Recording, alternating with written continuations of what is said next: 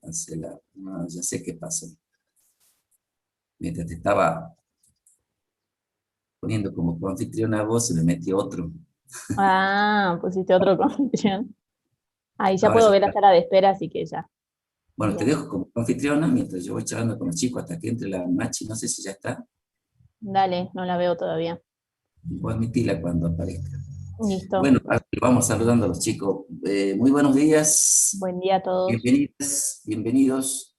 Acá estamos para empezar con la contadora Gabriela Cardoso. Ya se va a hacer seguramente presente la contadora María Silvia Gavín. La intención de hoy es que trabajemos con dos prácticos. Ya la contadora Gavín en clases anteriores y conmigo también hicimos una breve introducción teórica.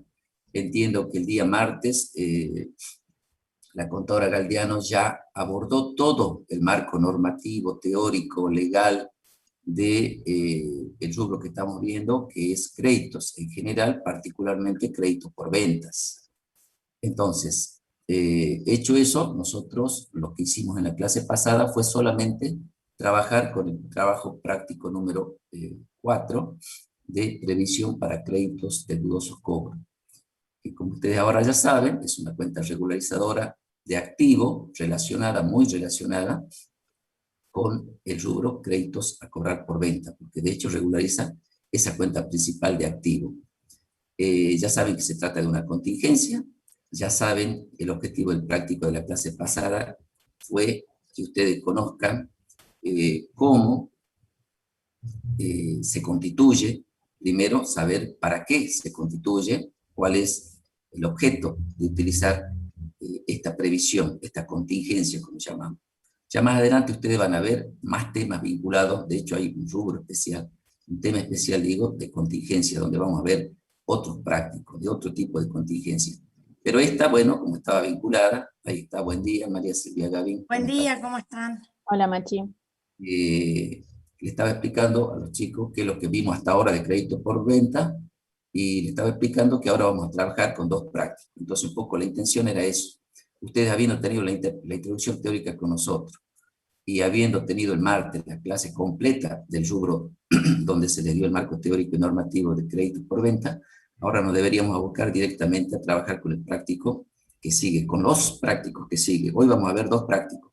Vamos a ver básicamente los créditos en especie, algo ya le anticipó la contadora Gaby en la clase pasada al finalizar, y vamos a ver también, con la contadora Cardosa seguramente, va a participar en la resolución de trabajo práctico de moneda extranjera. Ustedes vieron que en la clasificación hay diversos tipos de crédito. Bueno, el principal quizás que van a encontrar ustedes en todo tipo de entes es crédito por venta, porque tiene que ver con la actividad principal, si es que es una empresa que trabaja en el mercado nacional, en el mercado local. Pero si trabaja la empresa con el mercado exterior, sin duda van a tener créditos en moneda extranjera, y un poco es que hoy vean la aplicación práctica de esos dos casos. Primero, ¿qué pasa cuando tenemos un crédito que no vamos a cobrar en efectivo? Es decir, son créditos en especie. Bueno, para ese caso, vamos a analizar el práctico número 5.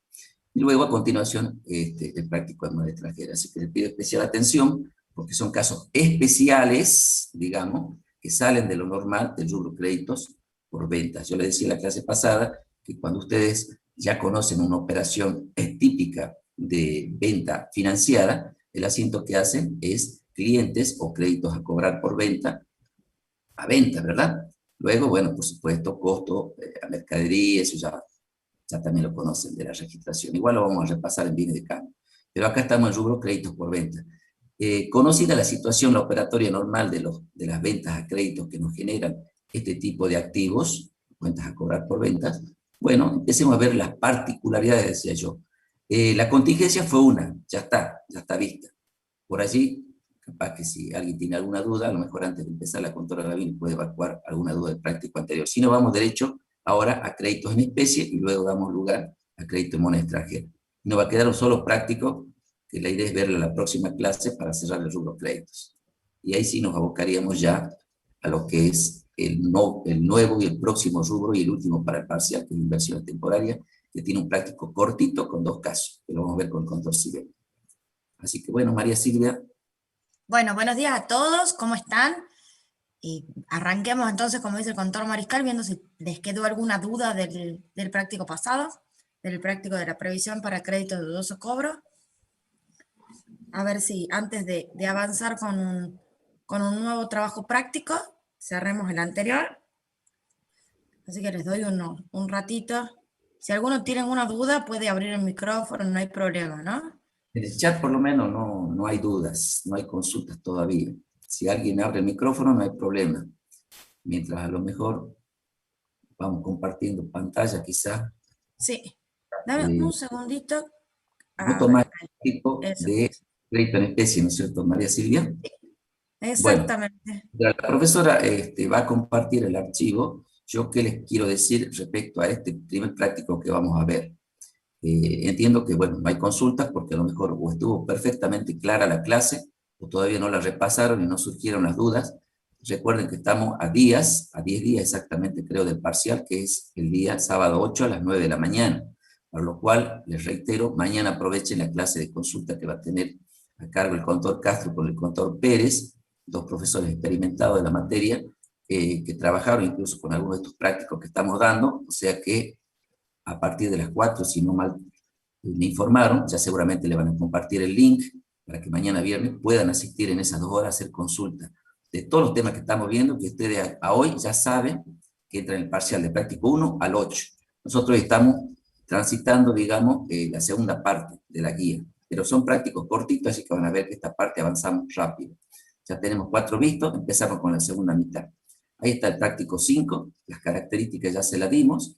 Se trata cuando yo voy a hacer un anticipo a un proveedor, donde yo le entrego dinero, generalmente, bajo algunas pautas, bajo algunas condiciones, que es lo primero que tienen que conocer ustedes e identificar en estos casos. Si cuando yo entrego un anticipo a un proveedor para una futura compra, es con una condición de que fije el precio o de que no fije el precio. Ese sería como un punto de partida número 1. Por supuesto, después hay que ver y analizar cosas que ustedes ya saben, en qué modelo vamos a trabajar. Esa es un poco la consigna que nos va a pedir este trabajo práctico. Que ahí lo estoy viendo ya compartido, Machi, ya está el planteo allí.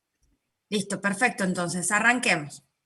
Trabajo práctico número 5, derechos a recibir bienes y servicios. Datos generales. Empresa, créditos en especie, sociedad anónima. Fecha de cierre de ejercicio, 30 del 6 de X4. El día 31 del 3 de X4 se realizaron las siguientes operaciones. Caso 1, anticipo a proveedores que fija precio. Realizo un anticipo de 13.000, que corresponde a una orden de compra emitida por la empresa por 70 unidades de mercadería, cuyo precio unitario de 250 incluye 30 pesos en concepto de fletes y 25 de seguro. El anticipo fija el precio. La entrega del producto se produce el 31 del 8 de X4. La sociedad valúa los bienes de cambio al costo de reposición. Los valores por cada unidad al 30 del 6 de X4 son los siguientes. Precio de compra de contado, cotizado por el proveedor, 190, valor del flete 60, seguro 35, gasto de promoción y publicidad 25. Precio financiado al 31 del 8 del X4, 245. ¿Sí? Entonces, a ver, hablemos un poquitito del enunciado este. ¿Qué me está diciendo? ¿De qué se trata esta operación? El 31 del 3, o sea, 3 meses antes de que se produzca el cierre del ejercicio, se realiza un anticipo. Este anticipo tiene la particularidad de que fija el precio, ¿sí? ¿Se acuerdan cuando vimos la teoría en donde veíamos el tema de la evaluación, tanto al inicio como al cierre, cuando eran los derechos a recibir bienes o servicios? ¿Qué nos decía? Que se iban a evaluar de acuerdo con los bienes o servicios se entregan. Por esa razón es que acá el enunciado nos da cuál es la evaluación de los bienes de cambio, ¿sí? ¿Por qué? Porque la vamos a necesitar a la evaluación de bienes de cambio para saber cómo vamos a evaluar este anticipo, ¿sí? Vamos entonces al siguiente caso. También el 31 del 3 realiza un anticipo a proveedores que no fija precio. Y nos dice, la empresa ha abonado un anticipo de 1.500 por la compra de 15 unidades a 250 cada uno del producto XXI. El anticipo no fija el precio de la partida ni se les reconoce actualización alguna. Fecha de entrega del producto, 31 del 8 del X4. Aplicar el criterio de evaluación a valores corrientes en un contexto con estabilidad y en un contexto inflacionario. O sea que tenemos que aplicar los últimos dos modelos, ¿sí? El modelo 3 y el modelo 4, ¿sí? Esos son los dos modelos que vamos a tener que aplicar, y para eso nos da los índices de marzo de X4 y de junio de X4. ¿Qué vamos a hacer con esos índices? Calcular los coeficientes. Y tenemos dos preguntitas teóricas. ¿El costo original reexpresado es un valor presente o una evaluación más adecuada de un activo? ¿Qué normas profesionales específicas se encuentran relacionadas con la resolución del caso número 1? Bueno, eso lo ven. A ver, ¿qué resoluciones técnicas? Ya lo saben porque ya vieron la teoría, por lo tanto ya tranquilamente lo pueden responder. Y el caso 1, ¿qué es el costo original reexpresado? Si es un valor del presente o qué es. ¿Sí? Eso es va un poco más allá de la teoría, exclusivamente del trabajo práctico del rubro créditos. Es una pregunta que les va a servir para todos los trabajos prácticos que vamos a desarrollar. ¿Sí? Y pregunta si es una evaluación más adecuada de un activo. Yo creo que ya habiendo visto la clase de valores corrientes, por ejemplo, ya deben tener una opinión formada respecto de cuál es la evaluación más adecuada para un activo, ¿sí? Habiendo visto toda la clase de los modelos contables, también ya deben tener una opinión formada al respecto. Vamos a resolver primero los casos prácticos, ¿sí? Así que yo voy a dejar de compartir acá para pasar a compartir el Excel. ¿Dónde anda el Excel? Acá está. No, no es este Excel. Mientras aparece Excel, por ahí si alguno se ha quedado preguntándose si el valor de origen reexpresado es un valor presente, bueno, recomendamos que vayan a repasar las clases, como decía la profesora, que dieron el marco teórico, ¿sí? Para que ustedes primero saquen sus propias conclusiones. Igual nosotros después le vamos a hacer un comentario al respecto, quizá en la clase de repaso, o al final de esta clase, para que no se vayan con la duda.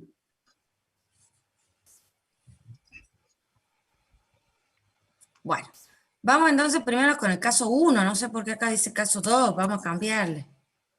Ahí está. Bueno, caso 1 entonces. Arrancamos, no está bien porque estoy mal yo, miren, estoy en la otra pestaña, pues volvamos a poner el caso 2. Acá tenía que pasar, ahí está. Y los chicos están medio dormidos, ninguno te avisó que estaba en otro caso. Nadie, están dormidos me parece, ni en el chat hay re poco, ni buen día hay muchos. Bueno, vamos entonces al caso 1. Anticipo a proveedores que fijan precio. Ahí tenemos los datos, fecha de cierre 30 del 6 de X4, la fecha del anticipo, que es la fecha en que se realiza la operación, que era el 31 del 3 de X4, y me dice que era de 13.000, y se acuerdan que me decía que incluía el flete por no sé cuánto. Esperen que yo lo vaya leyendo acá, porque si no voy a batirle fruta. Me decía que era de 13.000 pesos y que el valor unitario era de 70, cuyo precio unitario de 250 incluye 30 pesos de flete y 25 pesos de seguro. Ya lo incluye. Acuérdense que tanto el flete como el seguro son gastos necesarios, por lo tanto forman parte del costo del bien. ¿Sí? Por lo tanto está perfecto que ese precio unitario ya los incluya. Si no los incluiría, yo se los tendría que sumar, ¿sí? Porque son gastos necesarios que van a formar parte del costo del bien. Entonces, ¿cómo vamos a hacer en este caso? Tenemos, el anticipo era de 13.000. Y la compra original, vamos a ir marcándoles acá, estamos acá. La compra original, o sea, la operación completa, es de 70 unidades a 250 pesos. ¿Sí? Lo que hace un total de 17.500. Esa era la compra original, ¿sí? Lo que decidió comprar. Pero el anticipo que dio fue de 13.000. O sea que el anticipo que dio no fue del total. ¿Qué es lo que tenemos que hacer ahora? Calcular cuánto fue el porcentaje del total que se anticipó. ¿Sí? ¿Cómo vamos a hacer para hacer esto? Vamos a calcular un porcentaje simple. ¿Sí? Para eso vamos a dividir el monto del anticipo dividido el importe total de la operación por 100. ¿Sí? Entonces vamos a hacer los 13.000 dividido 17.500 por 100, lo que me da un total de un 74%. ¿Sí? Es decir, ¿qué significa esto? Que la empresa, sobre la operación total de 17.500, realizó un anticipo que equivale al 74% de la operación total por 13.000 pesos. ¿Sí? Ahora vamos a ver cuáles serían tanto las registraciones a la fecha de la operación, o sea, el 31 del 3, y vamos a ver cuáles serían las operaciones que tenemos que registrar a la fecha de cierre del ejercicio. Acuérdense que nos pedía en dos supuestos. En el supuesto de siempre valores corrientes, pero en una economía estable, y en una economía en un contexto inflacionario. O sea, los últimos dos modelos, ¿sí? El modelo 3 y el modelo 4. Vamos entonces a ver qué pasa en un contexto de economía estable. Vamos a ver el cierre, ¿cómo lo evaluamos?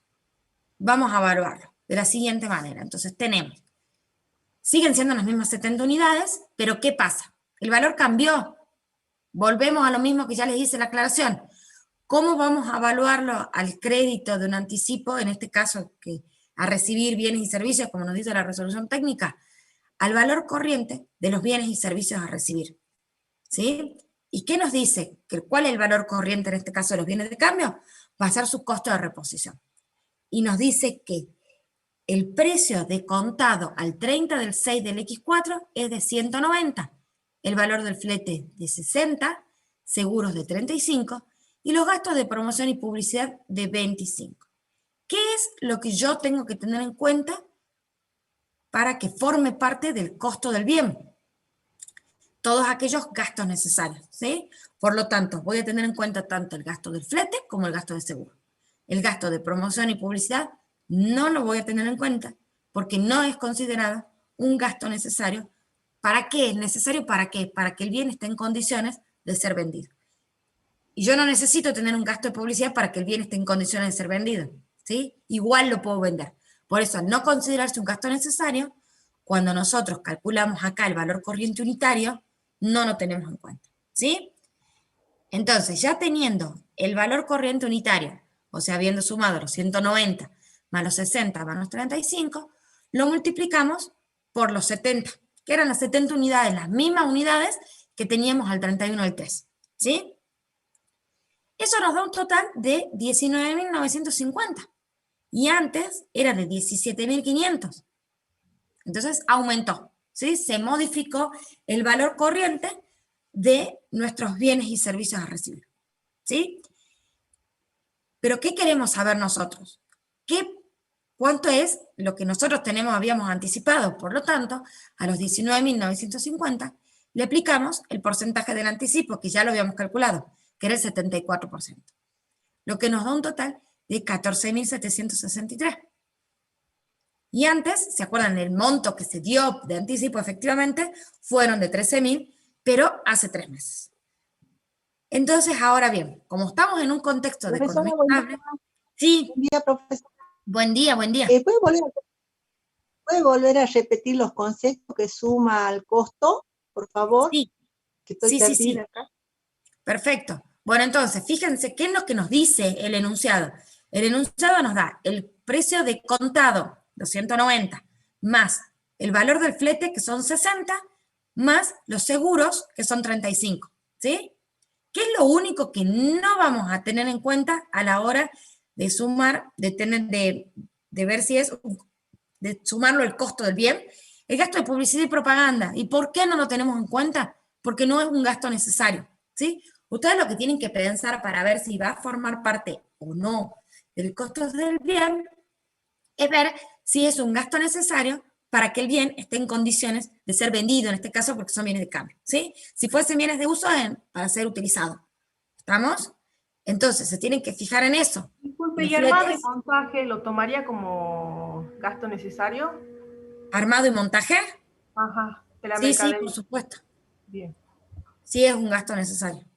Ya Cuando vayamos, a ver, no se preocupen tanto por eso ahora, porque ya vamos a llegar a los rubros específicos, como será el rubro de bienes de cambio y de bienes de uso, y ahí van a ver que lo vamos a ver ya más específicamente, lo van a ver bien en la teoría. Ustedes piensen que todavía en la teoría no lo vieron, porque no llegaron a estos rubros, ¿sí? Ahora piénsenlo como que es un pantallazo para que entiendan únicamente que en este caso de los anticipos proveedores, se lo va a evaluar al valor corriente del bien a entregar, ¿sí? Eso es lo que nosotros necesitamos ahora que sepan. Cuando lleguemos a los rubros específicos, como ser bienes de cambio, bienes de uso, ya van a ver todo el tema del proceso de acumulación de costos, hasta dónde llega y qué es lo que se tiene en cuenta a los fines de formar parte del costo de un bien, ¿sí? Bueno, entonces avancemos. Como estamos en un contexto de economía estable, no vamos a calcular el RECPAM, ¿sí? No vamos a multiplicarlo por nuestro coeficiente para determinar el valor de origen expresado, porque estamos en una economía estable. Directamente pasamos al resultado por tenencia. ¿Y cómo vamos a calcular el resultado por tenencia? Vamos a calcularlo haciendo la diferencia entre el valor corriente y el valor de origen, ¿sí? Entonces vamos a tener los 13.000, que era nuestro valor de origen, que era el monto que habíamos dado de anticipo, ¿sí? Menos los 14.763, que es el valor que recién calculamos al 30 del 6 del X4, ¿sí? Por diferencia, nos da un resultado por tenencia de 1.763, ¿sí? Vamos a ver entonces, ahora sí, las registraciones contables. Tenemos primero que registrar el anticipo. Tenemos anticipo a proveedores por 13.000, a caja por 13.000, ¿sí? Nos vamos al 30 del 6. ¿Y qué pasa el 30 del 6? Tenemos un resultado por tenencia. Este es un resultado por tenencia positivo, ¿sí? ¿Por qué? Y porque ahora mi anticipo vale más que antes, ¿sí? Entonces, ¿qué voy a hacer? Anticipo a proveedores a resultados por tenencia por los 1.763. Si mayorizamos la cuenta anticipo a proveedores, vamos a hacerle acá una liñita. Si mayorizamos anticipo a proveedores, vamos a tener los 13.000 del anticipo original, los 1.763 provenientes del resultado por tenencia, y nos da un total, un saldo en la cuenta anticipo a proveedores de 14.763, que no es ni más ni menos que el valor corriente de ese anticipo. ¿Sí? ¿Hasta acá alguna duda?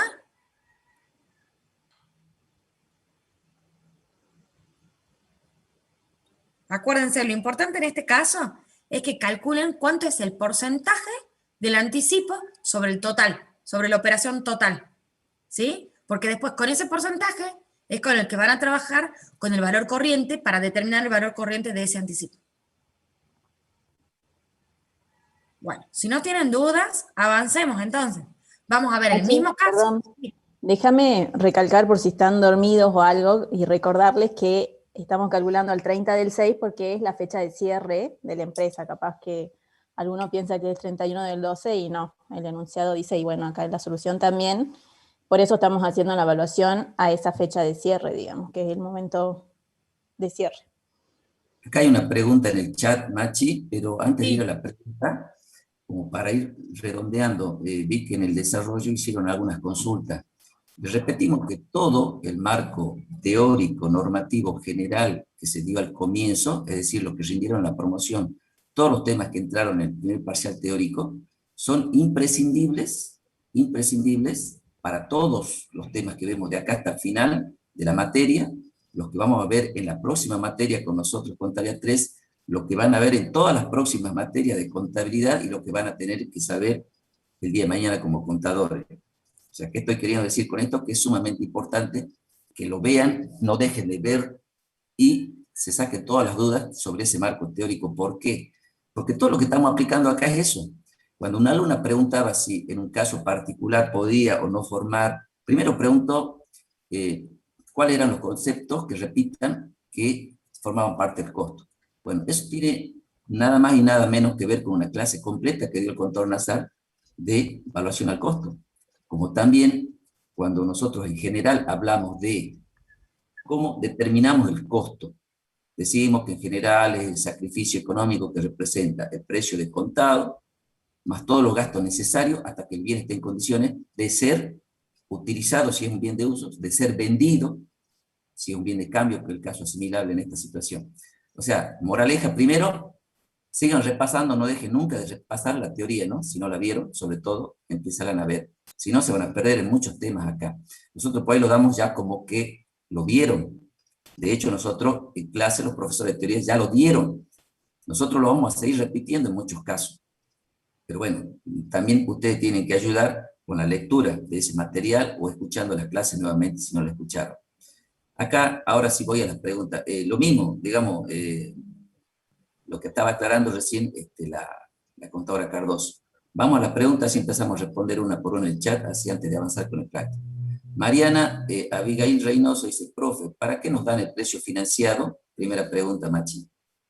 A ver, te dan, fíjate qué dice la consigna, leamos bien. Te dan el precio financiado al 31 del 8 del X4, que es la fecha de entrega de la mercadería, ¿sí? O sea, te dan ese precio financiado y además te dan los precios de contado a las fechas que vos estás necesitando, ¿sí? Ese precio financiado va a ser cuando te entreguen la mercadería, ¿sí? No lo necesitas ahora, te lo están dando para que vos sepas el precio financiado a la fecha de entrega de la mercadería, ¿cuánto va a ser? Vos no lo necesitas porque nosotros, ¿qué estamos viendo ahora? Evaluación al inicio y evaluación al cierre. No llegamos al 31 del 8. ¿Sí? Hay primera moraleja, recomendación, siempre vayan tomando nota los tips para el parcial. Cuando yo digo los tips para el parcial, son los que ustedes tienen que advertir y a priori ya conocerlos. Justamente da pie la pregunta de Mariana acá, de que ¿para qué nos dan un dato? No crean que todos los datos que se les da en el planteo, en el parcial, en muchos casos, o en todos los casos, lo van a tener que usar 100%. La explicación que está dando la contadora Gaby es porque, a propósito, seguramente este ejercicio puede haber salido de algún parcial, se les dan datos que ustedes tienen que evaluar para qué lo necesitan y si lo necesitan o no, primero. Lo que le está diciendo claramente la contadora Gaby es que si yo tengo que conocer el precio de una determinada fecha, bueno, me pueden dar más de un dato. Yo tengo que saber cuál tomar. ¿Tomo el financiado o tomo el precio contado? ¿Se dan cuenta? Y la otra aclaración que por ahí no le hice hace rato, que vale la pena recordarla, aunque ya la dijimos, es cómo distinguir si el precio, mejor dicho, si el anticipo que te estoy realizando a un proveedor para una futura compra de mercadería, ¿fijó o no fijó precio? ¿Qué tiene que ver en lo conceptual, digamos? ¿Cuándo distingo un caso de otro? Esa sería la primera distinción básica que tienen que hacer ustedes. Si yo digo que entrego un anticipo que fija precio, implica que el proveedor está aceptando que me va a respetar al momento de la transacción, es decir, cuando me entregue la mercadería, cuando se concrete la compra, de respetarme el valor de ese anticipo que yo les di tiempo atrás a valores del presente. Ahí, Beto, ya que estás, perdón que te interrumpa, pero aprovecha para responder la pregunta que sigue, que dice, ¿por qué resultado por tenencia? Si es resultado por tenencia, porque no se entregó la mercadería, ahí podés aprovechar para meterla. Bueno, sí, en realidad esa te la iba a dejar para que vos la aclares también, pero lo que quería, para que quede claro, en general, al margen de este caso puntual práctico que estamos viendo como aplicación, lo que primero tienen que distinguir ustedes es si el anticipo, es lo que estaba diciendo yo en la introducción antes de empezar el práctico, si el anticipo fijó o no fijó precio, y qué tiene que ver o cuál es la importancia de considerar si fijó o no fijó precio. Primera distinción, si fija precio, tiene que meterse en la cabeza a partir de ahora y no olvidarse nunca más que si yo hago un anticipo que fija precios, a los fines de la medición en moneda homogénea, cuando me toque trabajar con ese modelo, lo voy a considerar una partida no monetaria, es decir, una partida no expuesta a los cambios del poder adquisitivo de la moneda en un contexto inflacionario. Primera distinción. Mientras que, al contrario sensu, si estoy entregando un anticipo que no fija precio, es lo contrario. O sea, es una partida monetaria, es una partida expuesta a los cambios en el poder adquisitivo de la moneda. ¿Qué significa una cosa y otra? Dicho de otra manera, que si estoy midiendo en moneda homogénea, cuando se trata de un anticipo que fija precios, sí lo voy a tener que expresar. Si se trata de un anticipo que no fija precio, no lo voy a expresar en el método indirecto, que es el que nos manda a usar la RT6. Cuidado, porque a esta altura ustedes claramente tienen que saber que hay otro método llamado de comprobación, que es el método directo. ¿Está claro?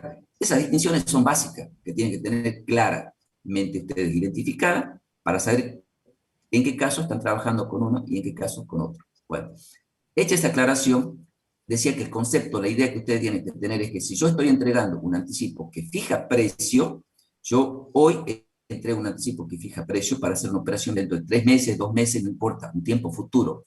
Cuando llegue ese momento de hacer la operación, se concreta, digamos, la compra, para la cual yo hice tiempo atrás un anticipo, significa que si yo pacté y el proveedor me aceptó que le entregue un anticipo que fija precio, es a los fines de que él me reconozca, llegado el momento de la operación, transcurrido un tiempo en el cual pudo haber variado el valor específico del bien, o por el contexto inflacionario, pero no importa el motivo, pero varió, en un momento tenía un precio menor, cuando voy a hacer la operación, aumentó el precio.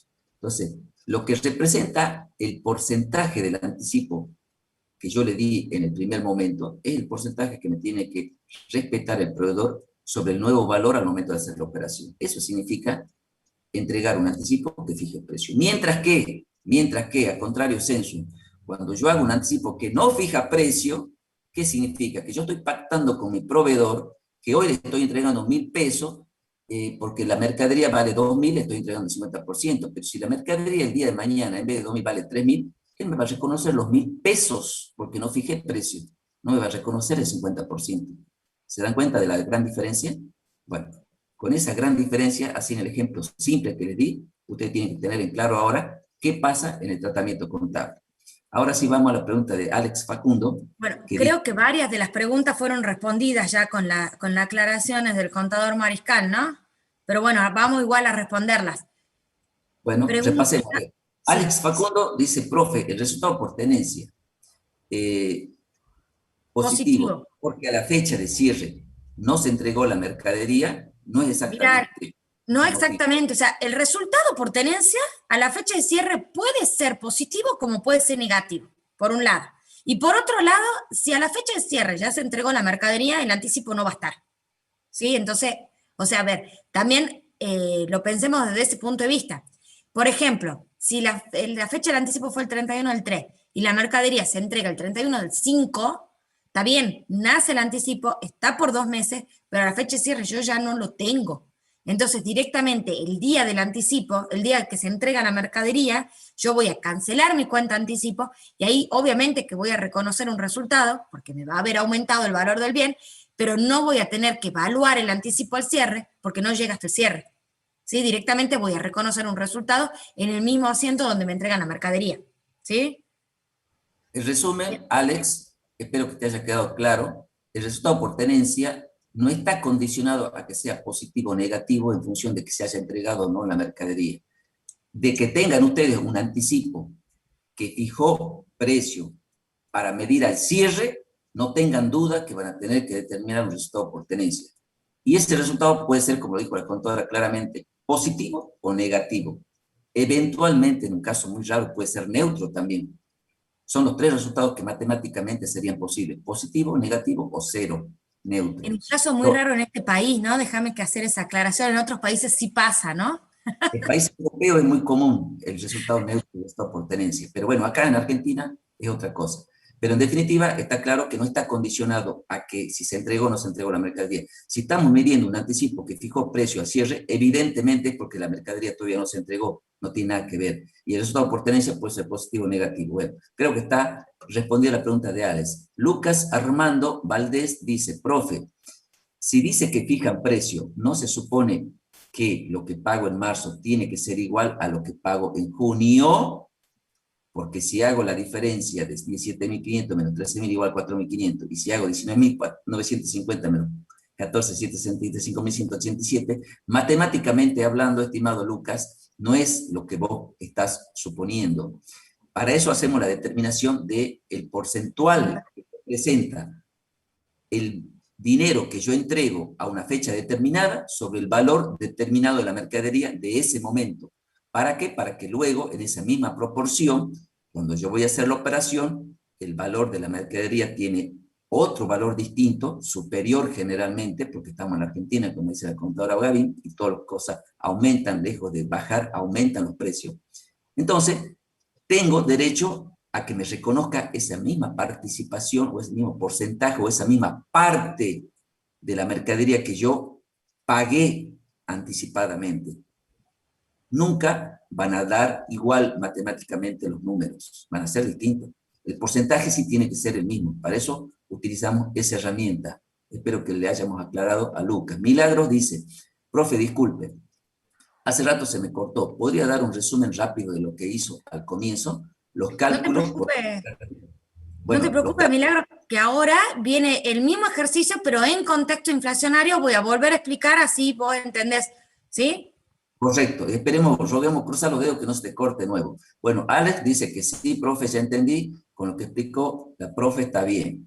Rocío Guadalupe, profe, el resultado por tenencia en este ejemplo fue positivo, pero cuando realizamos la operación, da negativo, o debería ser expresada al revés la diferencia. Bueno, más allá del caso de los números que plantea la alumna, creo que ya quedó claro que dijimos que el resultado por tenencia puede tener ambos signos, o tres si quiere. Pero lo que dice ahí también va por la fórmula de cómo se determina el resultado por tenencia. Acuérdate, el resultado por tenencia es valor corriente menos valor de origen o valor de origen reexpresado, ¿sí? Que esté expresado acá al revés no significa que esté bien. Es positivo porque en realidad es valor corriente, o sea, los 14.763 menos los 13.000 del valor de origen. ¿Sí? Correcto. Y en este caso da pie, como es la penúltima pregunta, porque la otra dicen gracias, profe, parece que han entendido todo. Recuerden que estamos en este caso trabajando sin considerar, vale lo que acaba de decir la contadora Gaby, cuando estamos en un contexto sin inflación, o sea, en un contexto de estabilidad. Decimos que el resultado por tenencia es igual al valor corriente menos el valor de origen. Situación que ya lo van a ver enseguida, va a cambiar radicalmente cuando estamos en un contexto de inflación. Bueno, Jennifer agrega ahí una consulta. Jennifer Antonella Guadmás dice, profe, yo creo que a lo que se refiere Lucas es que aumentaría la deuda. El saldo que me queda reexpresando sería mayor, pero no es así, ¿verdad? Porque el anticipo a la entrega se cancela y mi saldo sigue siendo 4.500. A ver, me parece que está haciéndose una galleta impresionante, sí. Jenny, estimada Antonella. Estamos trabajando con activos, no pensemos en el pasivo todavía. Estamos trabajando con un rubro, créditos por ventas, dentro de eso un crédito en especie, todos cuentas patrimoniales de activos, saldo deudor. Si no empezamos a querer poner del otro lado del mostrador, es decir, del lado del proveedor, que es el que tendría la deuda en especie, nos vamos a hacer un lío infernal. Nos conformamos con que por ahora solamente entiendan el tratamiento de este activo. Ya llegará el momento luego, cuando veamos deuda, también de analizar la deuda en especie. Pero eso es ponerse del otro lado del mostrador. Pero primero, por favor, tratemos de entender de este lado que lo estamos presentando al caso, que es de activo y de rubro créditos por venta. Crédito por especie es el tema de hoy. No pensemos en el activo, no entremos a tratar de ver entre líneas o mirar bajo el agua, porque nos vamos a perder peor. Nos concentremos en lo que estamos dando solamente, por favor. A ver, les vuelvo a repetir lo que ya dijo el contador Mariscal. ¿Qué significa que un anticipo fije precio? A ver si les aclaro un poquitito los líos que pueden tener en su cabecita. Que yo di un anticipo del 74%, a mí no me importa cuánto suba esa mercadería, puede subir lo que quieran, a mí el 74% del total no me lo pueden subir. Yo ya lo pagué. No importa si sube a 4 veces más, no importa. El 74% yo no pago un peso más. ¿Sí? A ver, hablándoselo más en criollo. Eso es lo que significa que el anticipo fije precio. Por eso es tan importante determinar el porcentaje que representa ese anticipo sobre el total de la operación. ¿Sí? Al momento de que se realice el anticipo. Bueno, para que después... Sí. Sí, Belén está abonando un poco más de ideas para que le quede claro a la compañera que preguntó, a su compañera, pero esto es lo último que digo. Veo que están flojos en teoría, repito, vayan a leer, a escuchar las clases de teoría. ¿Por qué? Porque estas preguntas que hacen denota que hay un desconocimiento del marco teórico básico, elemental, para entender estas cuestiones. Cuando yo digo que tengo un crédito en especie, significa que mi empresa tiene un derecho a recibir un bien. Eso significa, en otras palabras, el crédito en especie.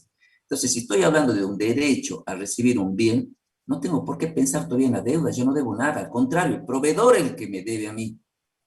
Entonces, por eso digo, estamos confundiéndolos tanto, tratemos de leer un poco más de teoría, por favor, y avancemos, porque si no se nos va a ir el tiempo y no vamos a poder ver el práctico 6, que también es importante. Bueno, pasemos entonces al mismo caso, pero en un contexto inflacionario, ¿sí? Voy a tratar de aclarar un poquitito la parte primera para la compañera Milagros que se le había cortado. Entonces, ¿qué es lo que nosotros hacemos? Estamos, el 31 del 3 se hizo un anticipo por 13.000 y la operación total fue de 70 unidades por 250, lo que era, la operación total era de 17.500, ¿sí? Por lo tanto, voy a calcular el porcentaje del anticipo, haciendo los 13.000 dividido los 17.500, que me da un 74%. Ahora bien, nos vamos a la evaluación al cierre. Si nosotros estamos en un contexto inflacionario, lo primero que tengo que hacer es determinar el valor de origen reexpresado. Para eso, el enunciado nos da los índices. El índice de cierre sobre índice de origen vamos a hacer, o sea, 6 sobre 5, lo que nos da un coeficiente de reexpresión de 1,2. Entonces vamos a reexpresarlo en el anticipo. El monto del anticipo era de 13.000 por 1,2, me da 15.600. Por diferencia entre los 15.600 y los 13.000, voy a obtener el RECPAM por 2.600. Quiero marcárselo para que se ubiquen en la pantalla, ¿sí? El RECPAM por 2.600. Entonces, ahí ya tengo el valor del RECPAM. ¿Qué es lo primero que vamos a hacer? Vamos a registrar el anticipo original, que va a ser el mismo asiento que ya vimos, ¿sí? Anticipo a proveedores a caja por 13.000. Y ahora vamos a registrar este RECPAM. Anticipo a proveedores a RECPAM por 2.600. Fíjense que esto es a la fecha de cierre del ejercicio. Ahora bien, ¿qué pasa? Vamos a determinar, que ya lo tenemos determinado en realidad por el caso anterior, al valor corriente. ¿Que cómo calculábamos el valor corriente? Era las 70 unidades, le volvíamos a calcular el nuevo precio, que sumábamos el precio de contado, más los seguros, más los fletes, y a ese monto, que es el monto de la operación total a la fecha de cierre de ejercicio, le aplicamos el porcentaje del anticipo, es decir, el 74%, lo que nos da un valor corriente de 14.763. Entonces, por diferencia entre el valor corriente y el valor de origen reexpresado, vamos a obtener el resultado por tenencia, que es un resultado por tenencia negativo de 837 pesos. ¿Sí? ¿Por qué negativo? Porque tengo que hacer el valor corriente menos valor de origen reexpresado. ¿Sí? Entonces vamos a tener un resultado por tenencia negativo de 837 pesos. Fíjense la diferencia entre un modelo y otro. La misma operación. Si yo la ajusto por inflación, me arroja un resultado por tenencia negativo, y si no la ajusto por inflación, me arroja un resultado por tenencia positivo. ¿Sí? Por eso también es tan importante el ajuste por inflación a la fecha de cierre de ejercicio. ¿Sí? Si no, me puede arrojar resultados positivos que no son reales. A ver, esperen un minutito que los callo a mi perro. Que está, uno puedo silenciar tampoco. Vaya anotando, mientras lo calla el perrito. Ahora sí, ya está. La diferencia es un poco la intención de este práctico, más allá de que conozcan el concepto, aprendan a hacer el tratamiento contable de un anticipo que fija precio en un modelo y otro, la idea es que ustedes vayan sacando sus propias conclusiones sobre cuál es la diferencia al momento de la medición, algo que yo les anticipé. Así como en el caso anterior decíamos que el resultado por tenencia surge de comparar el valor corriente con el valor de origen, bueno, acá ya estarán advirtiendo que va a surgir de otra manera. A eso pongan atención. Sí, continúa, Machi. Bueno, entonces, una vez que ya tenemos registrados todos los asientos, ¿qué vamos a hacer? Vamos a mayorizar. Y obviamente, ¿por qué valor nos va a quedar registrado nuestro anticipo? Por el mismo valor corriente. ¿Sí? Acuérdense siempre, si estamos trabajando con valores corrientes, la evaluación al cierre siempre va a ser el valor corriente. ¿Sí? Eso es a lo que nosotros tenemos que llegar. Obviamente, para eso, primero vamos a reconocer un RECPAM y posteriormente el resultado por tenencia para llegar a que nuestro activo esté evaluado a su valor corriente. ¿Sí? No sé si acá les quedó alguna duda. Lo único que se agrega es la reexpresión de la partida, calculando el RECPAM, y por supuesto que ya la fórmula de la determinación del resultado por tenencia cambia, porque en lugar de ser valor corriente menos valor de origen, como era en el caso anterior, es valor corriente menos valor de origen reexpresado. ¿Sí? Y ahí cambia. Bueno, con eso entonces terminaríamos el caso 1. No sé si tienen alguna duda. Si no hay dudas, pasamos al caso 2. Así ya le podemos dejar a la contadora Cardoso el trabajo práctico número 6. En el chat por lo menos no hay, se ve que con lo último que No. le hice, ya quedaron asustados, ya no quieren preguntar nada por las dudas. Ahí te... mande a estudiar, o sea, un consejo sano. Pero es que es más o menos lo mismo que el anterior, con la única diferencia que hay que reexpresarlo por inflación. Pero es lo mismo, ya lo difícil que era el entendimiento del cálculo del porcentaje para saber para qué y cómo es la fijación del precio, eso ya creo que les quedó claro con el caso anterior. Vamos entonces al caso 2. Vamos a leerlo primero. A ver, ahí hay algo en el chat. ¿Se entendió? Buenísimo, buenísimo. Vamos entonces al caso 2. ¿Qué me dice? Este es un anticipo que no fija precio, ¿sí? Para que ustedes vean las dos opciones, cuando fija precio y cuando no fija precio. Ahora vamos a ver el caso de cuando no fija precio. La empresa ha abonado un anticipo de 1.500 por la compra de 15 unidades a 250 cada una del producto XXI. El anticipo no fija el precio de la partida, ni se le reconoce actualización alguna. Fecha de entrega del producto, 31 del 8 de X4. Entonces, bien. Vamos a ver. La fecha de cierre, obviamente sigue siendo el 30 del 6 porque es la misma empresa, y en la misma fecha realizó el anticipo. Un anticipo de 1.500 pesos, de 15 unidades a 250 pesos. Acá hacen los cálculos, pero ¿qué pasa? En este caso, cuando el anticipo no fija precio, a mí no me interesa saber cuál es el porcentaje que yo anticipé sobre el total. ¿Por qué? Porque lo único que me van a reconocer a mí es el monto, ¿sí? El monto de lo que yo le di a mi proveedor de anticipo, él me va a seguir reconociendo el monto, el mismo monto, independientemente de lo que aumente el producto, no le importa. Si yo, la compra que le hice era de 100.000 pesos, y yo le dije, toma, te doy un anticipo de 1.500, él me va a seguir, y después sube a 150, él me va a decir, bueno, me debes 150 menos 1.500, ¿sí? O sea, no interesa cuánto es el porcentaje que se fijó sobre el monto de la operación total. No me interesa en ese caso. Lo único que me interesa es saber cuánto es el monto de plata que yo le di a mi proveedor como un anticipo. A la hora de que llegue el momento de la entrega de la mercadería, ¿qué va a pasar? Lo único que va a hacer es decirme, bueno, la mercadería hoy es tanto, te descuento los 1.500 de tu anticipo. Nada más. Por esa razón, en el caso de un anticipo que no fija precio, no corresponde el cálculo del valor corriente ni del resultado por tenencia a la fecha de cierre del ejercicio. ¿Sí? Entonces, lo único que nosotros hacemos cuando el anticipo no fija precio es la registración de ese anticipo a la fecha de entrega del mismo. Vamos a hacer anticipo a proveedores a caja por 3.750.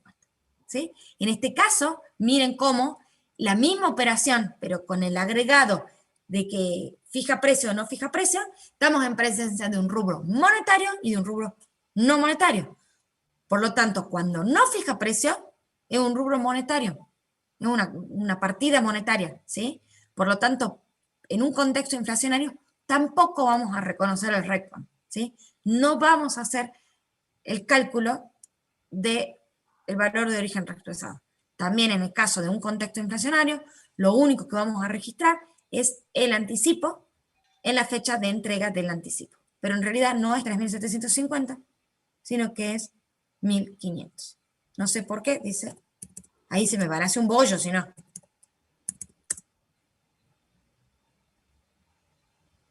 Mejor, ¿no? 1.500. Si no, el anticipo estaba cualquier cosa. Entonces, conclusión, si no fija precio, pasa a ser una partida monetaria y no reconozco ningún tipo de resultado a la fecha de cierre de ejercicio. No reconozco ni RECPAM ni resultado por tenencia. ¿Estamos? ¿Alguna duda? ¿Alguna duda del porqué de la diferencia entre ambos? ¿O quedó claro? Acuérdense, la diferencia se radica simplemente en que uno fija precio y el otro no fija precio. Entonces, cuando fija precio, es como que a mí se me congela el porcentaje del total de la operación. El porcentaje que yo anticipé del total de la operación se me congela. Si no fija precio, ¿qué pasa? Lo único que yo tengo es el monto que le entregué. Nada más, ¿sí? Yo le entregué 1.500 pesos, como en este caso. En el momento de entrega en la mercadería, a mí me reconocen 1.500 pesos. Nada más, ¿sí? Quedó claro, profe, dicen en el chat solamente. Sí, es muy sencillo el caso de anticipo a proveedores que no fija precio. Lo único que quiero que entiendan el porqué de que no se hace nada, ¿sí? Eso es lo que quiero que entiendan. Bueno, si no hay más consultas, yo voy a dejar de compartir, así mientras tanto les voy dando tiempo a que se les ocurra alguna duda más.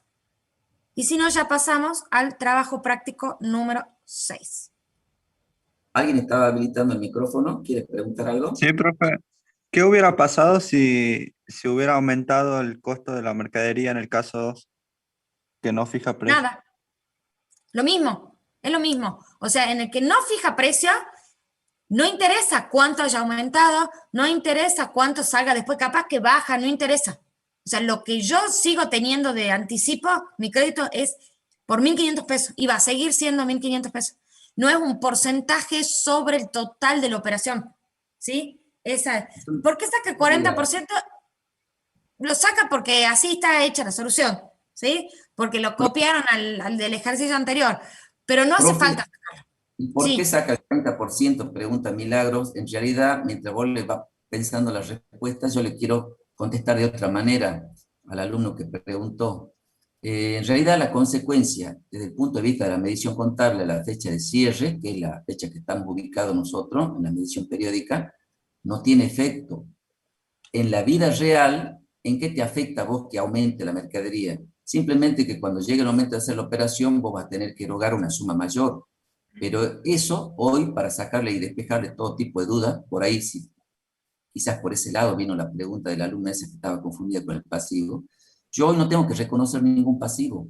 La operación se va a concretar cuando se tenga que concretar, pero yo hoy estoy midiendo, repito, un activo. Me tengo que concentrar en la medición del activo, que es lo único que tengo hoy, ¿sí? Y si el anticipo no fijo precio, como es este caso que estamos viendo el último, bueno, yo cuando hice el anticipo, la mercadería tenía un valor. Seguramente que cuando haga la operación va a tener un mayor valor. Entonces voy a tener que erogar una suma mayor. Pero a los fines de la medición, como le dijo la contadora, no me afecta. O sea, porque no tengo que determinar mi valor corriente, no tengo que hacer mediciones de moneda homogénea. Por lo que yo le dije al principio, se trata de una partida monetaria, es decir, una partida expuesta. Por esa razón, en el método indirecto que aplica el RT6, no lo consideramos. Bueno. Hay otra pregunta. ¿Quedó más claro, Alex? Primero, Sí, preguntarle a Milagro por qué saca el 40%. Porque, para mí, porque el que hizo la solución copió y pegó la pantalla anterior y quedó calculado, digamos. O sea, no hace falta. Si lo quieren calcular, a ver, de más no va a estar. Capaz que a ustedes les interesa saber, al momento en que entregan el anticipo, qué porcentaje del total habían entregado. Pero convengamos que ese porcentaje al día siguiente va a cambiar, ¿sí? Sube la mercadería y ese porcentaje cambia, porque mi porcentaje se va a bajar. Entonces no tiene mucho sentido realizar el cálculo del anticipo. Después preguntan por qué cambió. Eso es solamente para que ustedes hagan un juego matemático y vayan entendiendo por qué en el otro caso del anticipo, que sí fijaba precio, se respeta el porcentaje, por qué acá no se respeta y cómo pierden cuando ustedes hacen un anticipo que no fija precio. Porque en un momento cuando ustedes lo hicieron tienen un porcentaje mayor. Cuando van a hacer la operación seguramente el porcentaje va a ser menor. Pero es solamente para hacer una conclusión, para demostrarle a alguien por qué están perdiendo. Bueno, Florcita dice, ¿por qué cambió los 3.750 por 1.500? Pregunta, en el primer asiento. Bueno, ahí, claro, ahí ya le responden sus compañeros, pero 3.750 estaba mal la solución. 3.750 es el monto total de la operación. 1.500 era el monto del anticipo. Y lo que yo tengo que registrar es el monto del anticipo. ¿Sí? Después cuando vaya a resolverlo de vuelta al práctico, vas a ver en el enunciado y vas a ver la solución y vas a ver que lo que corresponde es 1.500. Bueno, ya quedó claro, dice Florcita. Lógicamente, están registrando una salida de plata. Si yo saco 1.500, no tengo por qué registrar con 3.700. Hubo un error ahí de tipeo, ya lo corrigió por eso la profesora. Bueno, creo que está claro. Sí, sí, gracias, dice Milagro. Muchas gracias, sí, que me parece que no hay más dudas de este práctico 5, podemos dar lugar al práctico 6. Bueno, ¿Está bien? paso a compartir mi pantalla. Sí, yo mientras le hago una breve introducción, mientras la contadora Cardosa comparte la pantalla del práctico 6 que ustedes deben tener en sus planteos, le dije que así como tenemos ventas en el mercado local o en la Argentina moneda nacional, podemos tener ventas en el mercado del exterior, de cualquier país que se le ocurra del exterior. En este caso hay que imaginar que es un país, por ejemplo, como Estados Unidos, donde tenemos operaciones en dólares. La idea de este práctico es que ustedes primero sepan cómo medir, cómo tratar contablemente desde el inicio, desde que se hace la operación, y sobre todo en la medición periódica, cómo tratamos contablemente los créditos en moneda extranjera. Por supuesto, siempre teniendo en cuenta el modelo que estamos aplicando, ¿verdad? Si estamos en un modelo de moneda al costo, de valores corrientes, si es con moneda homogénea o es con moneda heterogénea. Ahí está. Adelante, Gabriela.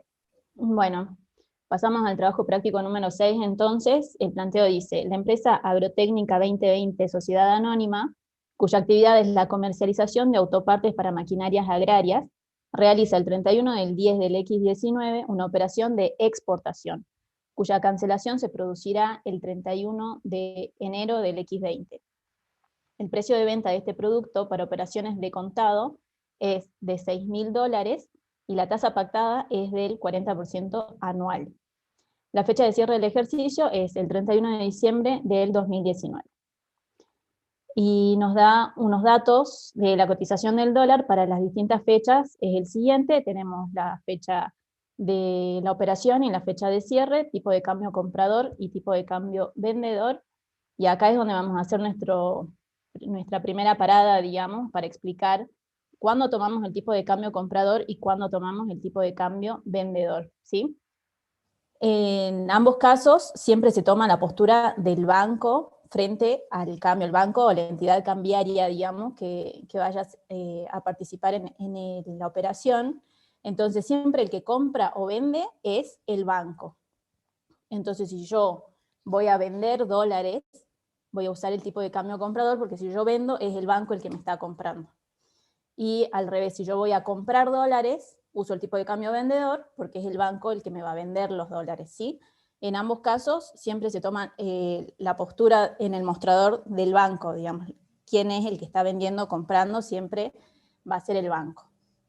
Seguimos con el coeficiente de reexpresión, que ya nos lo da calculado, de 1,15, el índice de cierre sobre el índice de origen. Nos piden determinar la evaluación del crédito al 31 de diciembre del X19 aplicando los modelos contables tradicional a moneda homogénea y valores corrientes a moneda homogénea. Efectuar las registraciones contables correspondientes, y hay un par de preguntas teóricas. ¿Por qué los intereses de la operatoria se devengan al tipo de cambio de origen? ¿Y por qué se reexpresan los créditos en moneda extranjera? Bueno, por empezar, si bien al principio, como puede ser confuso, si es un crédito en moneda, pueda parecer que sea un rubro monetario, pero al ser moneda extranjera está asegurado ese valor en otra moneda que no es la de curso legal, que es el peso en el caso de la Argentina. Entonces, al ser cualquier operación en moneda extranjera, que puede ser dólares, puede ser euros, puede ser yenes o lo que sea, se va a considerar un rubro no monetario. Entonces pasamos acá a la solución. No sé si se ve bien, voy a agrandar un poquito. Y volvemos al enunciado. Y ahora lo vamos desglosando. El 31 del 10 del X19 realiza una operación de exportación. ¿Qué significa exportar? Que yo vendo al exterior, ¿sí? Cuya cancelación se producirá el 31 de enero del X20, o sea, el ejercicio siguiente. El precio de venta del producto de la operación de contado es $6.000, ¿sí? Acá tenemos los $6.000. Y usamos a esa fecha, vemos acá el tipo de cambio comprador, 58 pesos. ¿Sí? Entonces, el valor en pesos de la venta en ese momento son 348.000 pesos.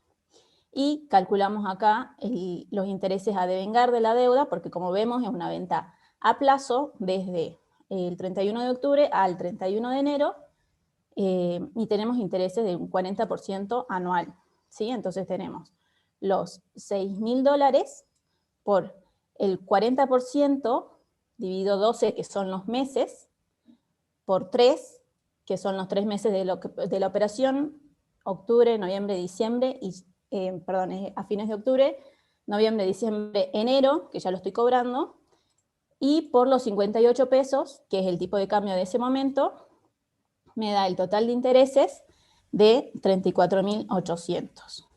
Pues si no se entendió, acá la fórmula que utilizamos para el cálculo de los intereses es el importe, si se quiere en este caso dólares, por la tasa, que es el 40%, anual, dividido 12, por 3, que son los meses que dura la operación.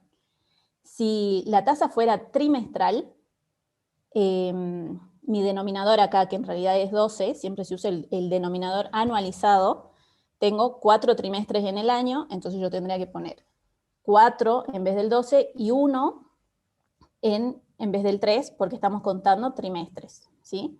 Espero no confundirlos con esto, pero bueno, en este caso la tasa es anual, por eso usamos 12 meses, porque estamos calculando en meses. Y los meses que dura la operación son 3. Y como tenemos el importe en dólares, lo convertimos con el tipo de cambio de ese momento. Bueno, el valor de origen del crédito entonces es el que acabamos de calcular, 348.000, lo vamos a llamar A, y el valor original reexpresado serían el valor convertido en pesos al momento de la operación por el coeficiente, que ya nos lo da el enunciado acá, 1,15, ¿sí? Entonces vamos a tener un valor de origen reexpresado de 400.200, que ahora lo llamamos B, y para obtener el resultado por exposición a la inflación, hacemos B menos A, que son los 400.200 menos los 348.000, que nos da 52.200. Ahora vamos a hacer todo el cálculo y después vamos a ver de acuerdo a qué modelo, qué reconocemos y cuándo lo reconocemos. ¿Sí? Entonces tenemos intereses devengados en dólares, van a ser los 6.000 dólares por el 40% anual por 2. ¿Por qué? Porque son 2 meses los que transcurrieron desde tenemos el 31 de octubre del X19 al 31 de diciembre del X19, tenemos 2 meses, ¿sí? Por eso lo multiplicamos por 2. Este es el valor de interés devengado en el ejercicio en dólares. Para llevarlo a pesos, solo lo multiplicamos por el tipo de cambio del momento de la operación, que son los 58 pesos, tenemos 23.200. Usamos el tipo de cambio de origen en este momento, y para calcular el valor corriente, vamos a tener los 6.000 más los 400. Disculpe, ¿puede volver a repetir cómo saca? ¿Cómo saca? Porque no se ve bien el tipo de cambio acá en la filmina. ¿Cómo saca los 6.000 por 0,4? Amplía un poquito la columna por 12, C, Gaby. por 2 y por 4.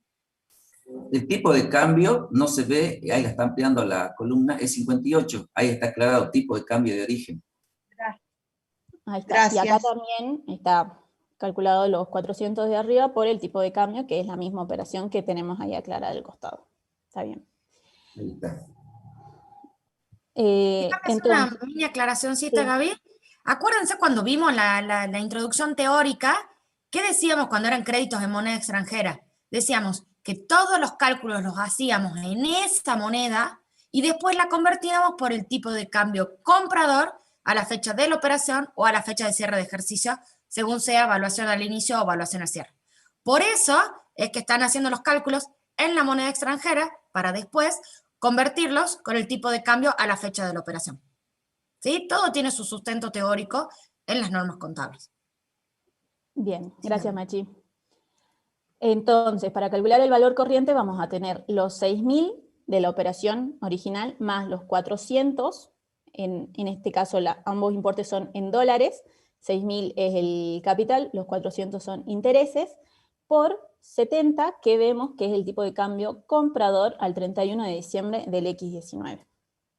¿Sí? Eso nos va a dar un valor de origen reexpresado más los intereses devengados, que no es más que estos 400.200 más los 23.200 que calculamos a la fecha de origen, y nos da 423.400. Para sacar el resultado por tenencia, vamos a tener este valor corriente menos el valor de origen reexpresado, nos va a dar una ganancia de 24.600 pesos. ¿Sí? Ahora vamos a ir viendo qué registramos. Ahí Gaby preguntan de ¿cuándo? dónde salen los 400. Antes de que avance a las registraciones, preguntan de dónde salen los 400. Y acá, como ya les había dicho, son 2 meses que transcurrieron desde la operación al cierre del ejercicio, ¿sí? Entonces son $400 devengados en concepto de intereses a la fecha de cierre. Entonces de ahí sale, en este caso estamos teniendo el valor del crédito más el valor de los intereses devengados al cierre. ¿Sí? Está claro, Victoria. Por allí, otra vez, quizás más allá del cálculo, que es matemático, yo que les decía siempre que en contabilidad es fundamental tener claros los conceptos. Después lo matemático siempre va a salir con ayuda de una calculadora. El concepto de lo devengado y a devengar tiene que estar muy claro para entender esta parte. ¿Qué es lo que hizo ahí la contadora Cardoso? Tomó el tiempo transcurrido desde la fecha de la operación, medición inicial, hasta la fecha de cierre, medición periódica, y advirtió que transcurrieron 2 meses, cuando la operación inicialmente el planteo nos dice que se pactó a 3 meses de financiación. ¿Qué tengo que hacer yo cuando voy a medir en contabilidad la información al cierre, a la medición periódica?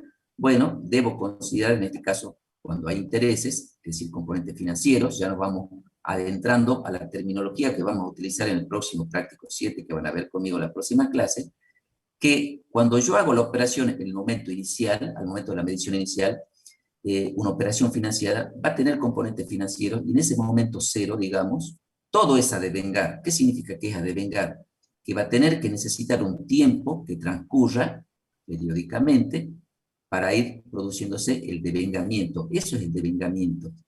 Quiere decir que en un momento dado, cuando yo hago la medición en la fecha periódica, voy a tener una porción devengada por el tiempo transcurrido y otra porción a devengar si todavía no finalizó la operación, como en este caso. En este caso, concretamente, transcurrieron 2 meses devengado y queda una porción de 1 mes a devengar. Esos conceptos, por favor, los tengamos en claro. Más allá del número. Ahí en la fórmula claramente está el cálculo de dónde salieron los 400, pero el concepto me interesa que lo fijen más. ¿Está bien? Sigamos. Bueno. Entonces, si estamos en el modelo de contabilidad tradicional a moneda homogénea, significa que vamos a reconocer los efectos de la inflación, ¿sí? Entonces, al momento de que se genera la operación, vamos a hacer este asiento que es crédito en moneda extranjera a ventas a intereses a devengar. ¿De dónde salen estos importes? El total del crédito a este momento son los 382.800, que es el importe de la venta al contado, ¿sí? Los 348.000, más los intereses a devengar, que son los 34.800, todo esto ya expresado en pesos, ¿sí? Después que al 30 de noviembre del X19, vamos a ver acá, vamos reconociendo el devengamiento de los intereses, ¿sí? Porque recordemos que bueno, el devengamiento implica reconocer los resultados a medida que el tiempo va pasando, ¿sí? Entonces acá ya transcurrió 1 mes desde la operación, vamos a tener 11.600 pesos de intereses, que no es más que el total de intereses en pesos dividido 2, porque ya dijimos que eran 2 meses y ahora estamos reconociendo el primer mes, ¿sí? Entonces de ahí salen los 11.600. Seguimos con la fecha de cierre, que es nuestro segundo momento importante. Tenemos de vuelta, devengamos es exactamente el mismo asiento porque reconocemos un mes de devengamiento. Entonces, de esta forma ya tenemos los 23.200 de intereses devengados al cierre, al tipo de cambio de origen, ¿sí? Pero ahora solamente vamos a reconocer los efectos de la inflación por el tipo de modelo en el que estamos parados. Entonces vamos a tener crédito de moneda extranjera a RECPAM por 52.200. ¿Esto de dónde salían? Acá, que hicimos el valor de origen reexpresado menos el valor de origen del crédito, ¿sí? Esto sería el crédito expresado al tipo de cambio del momento de la operación, que le restamos al valor de origen ajustado por inflación, ¿sí? Entonces reconocemos un RECPAM, en este caso positivo. Y lo importante acá, no reconocemos el resultado positivo por tenencia porque estamos en el modelo tradicional a moneda homogénea, ¿sí? Entonces no reconocemos el resultado positivo por tenencia, pero reconocemos los efectos de la inflación. Al momento de mayorizar, acá tenemos los 382.800 de crédito en moneda extranjera, y si analizamos el libro diario, después reconocemos los 52.200, ¿sí? Lo que nos da un valor de 435.000, que va a ser el valor del rubro a la fecha de cierre. Por otro lado, en la mayorización de los intereses a devengar, vamos a tener los 34.800, que son los intereses que se deberán devengar a lo largo de los 3 meses de la operación, más menos los 2 meses que ya devengamos, nos quedan 11.600 a devengar en el ejercicio siguiente, y ese va a ser el importe de la cuenta, que va a ser regularizadora de crédito en moneda extranjera. No sé si hay alguna duda de este modelo en particular, o podemos pasar al modelo siguiente, así analizamos un comparativo. Antes que pasemos al otro modelo, y a ver, en el chat por lo menos no hay preguntas, pero pueden surgir algunas. ¿Qué quiero reafirmar acá? Independientemente del modelo en el que estamos trabajando, conceptos clave vinculados al rubro que estamos analizando, que es crédito por ventas, nuevamente. ¿Qué notan ustedes acá que apareció a propósito de la aclaración que yo hice anterior, que vino bien porque justo mostraba la registración, la contadora Gabriela Cardoso, del devengamiento mensual que se va reflejando en la contabilidad, que es una manera de reconocer el resultado una vez que se produjo? Recuerden cuando hablábamos de modelo, ¿se acuerdan? Cuando decíamos, bueno, tal modelo reconoce resultados por operaciones transaccionales y tal modelo reconoce resultados por operaciones transaccionales y no transaccionales. ¿Se acuerdan de eso? Bueno, todos esos conceptos tienen que ir repasando o reflejando para que entiendan qué es lo que estamos aplicando acá de todo lo que ya vieron, por un lado. Por otro lado, lo que les decía respecto de las cuentas regularizadoras, nosotros cuando le enseñamos después exposición de la información contable, en el estado de situación patrimonial, particularmente en el activo, en este rubro que estamos viendo, decimos, bueno, tengan en cuenta que en el estado de situación patrimonial ustedes hay 3 conceptos básicos que tienen que conocer. Este sería un anticipo de uno de ellos. Hay partidas de ajuste, hay partidas de compensación, y también hay un concepto clave que es el de la compensación. Para no confundirlo tanto con eso, simplemente quiero señalarles que acá estamos frente a una partida de ajuste, llamada así a las cuentas regularizadoras de activo, como esta que estamos viendo, de intereses a devengar. ¿Por qué decimos que intereses a devengar, que tiene una cuenta de saldo acreedor, es regularizadora de activo? Porque está regularizando la cuenta principal, en este caso patrimonial de activos, llamada créditos en moneda extranjera. Si en el momento 31 de octubre inicial yo tendría que mostrar o exponer el valor de este rubro, tendría que decir, bueno, crédito por venta 382.800, menos intereses a devengar en moneda extranjera 34.800, ese es el verdadero valor del crédito a ese momento de la medición inicial. ¿Se dan cuenta? Por eso funciona como una partida de ajuste, la cuenta regularizadora. Ese era otro concepto que les quería dejar. A ver, estoy viendo que en el chat hay una pregunta, ¿no? Dice Lucas, a ver, profe, ¿y los intereses no hay que actualizarlos al dólar? Pregunta.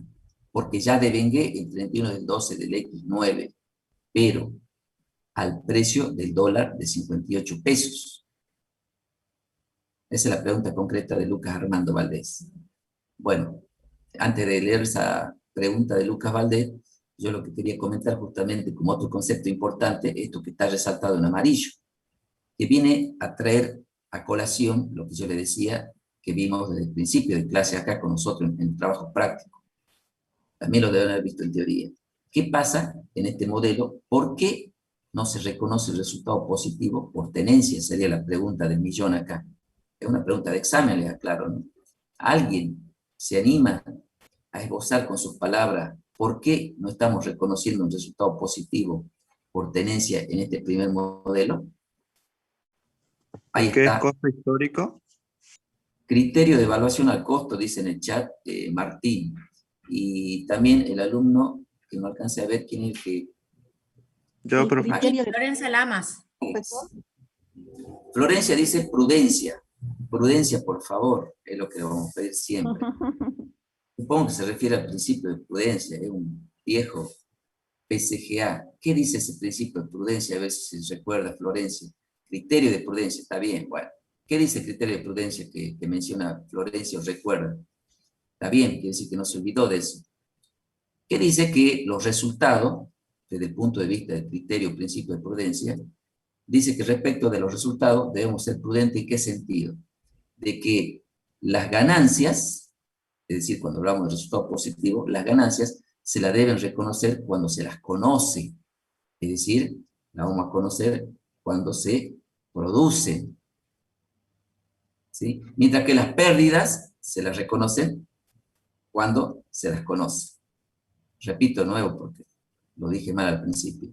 El principio de prudencia dice que respecto de los resultados, cuando tenemos que analizar un resultado que puede ser positivo o negativo, es decir, ganancia o pérdida, dice, consideremos a los resultados positivos, los reconozcamos, los tratemos contablemente a los resultados positivos, solamente cuando se produzcan. Mientras no se produzca, no los reconozcamos. Mientras que las ganancias, es decir, los resultados negativos, los reconozcamos cada vez que los conozcamos. Que suene medio redundante. Bueno, entre el costo y el valor de mercado, tomo el menor. Bueno, ese es el principio de prudencia que dice también Martín Ignacio. Dice, bueno, está bien, yo si tengo un valor al costo, en este caso era el valor del libro, y tengo un valor de mercado, el principio de prudencia me dice que si estoy evaluando un activo, debo tomar el menor. ¿Para qué? Para que el activo no quede sobrevaluado. ¿Sí? Bueno, Liz Roja dice que entre dos valores alternativos de un activo debe optarse por el menor. Bueno, más o menos dice lo mismo que dice Martín y están en lo cierto. Bueno, me alegro que estén repasando bien los conceptos. Pero bueno, en definitiva, está bien orientada, digamos, la respuesta a la pregunta que nos hacíamos como conclusión de este primer modelo. ¿Por qué no reconozco resultado positivo por tenencia en este modelo? Y a contrario censo, para que saquen sus buenas conclusiones, van a ver por qué en el próximo modelo sí lo reconocemos. Y esa es un poco la idea, que no se olviden de modelo, que vayan comparando las diferencias y vean en la aplicación de estos ejercicios prácticos por qué sirve en un caso reconocer el resultado positivo por tenencia, porque estamos frente a un modelo, y por qué en el otro no lo reconoce. ¿Sí? Eso era como conclusión. Ahora, a ver, había quedado algo En resumen de esto último, significa que si el resultado por tenencia hubiera sido negativo, sí lo estaríamos reconociendo en este modelo contable. Correcto. Y respecto a la consulta de Lucas, que fue la que quedó pendiente, de acuerdo a la actualización de los intereses, tiene razón. En esta solución nos estamos enfocando solo en la evaluación y reconocimiento del rubro créditos en moneda extranjera. Ya la parte de los intereses está más relacionado con el estado de resultados, así que se verá en ese momento, pero está bien la observación, que en este práctico no está contemplada en la solución en realidad, pero sí deberíamos haber hecho el ajuste de los intereses que están calculados al tipo de cambio del momento de origen, digamos, y no lo recalculamos al cierre. Ahora sí, perfecta la aclaración de la contadora, ténganla en cuenta porque en este caso se dio con los intereses. Siempre el objetivo del práctico es trabajar con las cuentas vinculadas del rubro principal que estamos analizando. No significa, para lo más avanzado, como Lucas creo que hizo la pregunta, que seguramente puede ser que sea recursante o ha estudiado mucho ya, sabe que en un contexto inflacionario son partidas, como yo lo dije en uno de los primeros prácticos, todas las cuentas de resultado que aparecen en el estado de resultados, sean positivas o negativas, son partidas no monetarias, o sea que a los fines de la medición en moneda homogénea siempre deben ser consideradas en el método indirecto para ser reexpresadas. Pero no perdamos de vista acá, porque la idea no es hacer un ejercicio integral acá de ajuste por inflación, eso lo vamos a ver al final de la materia.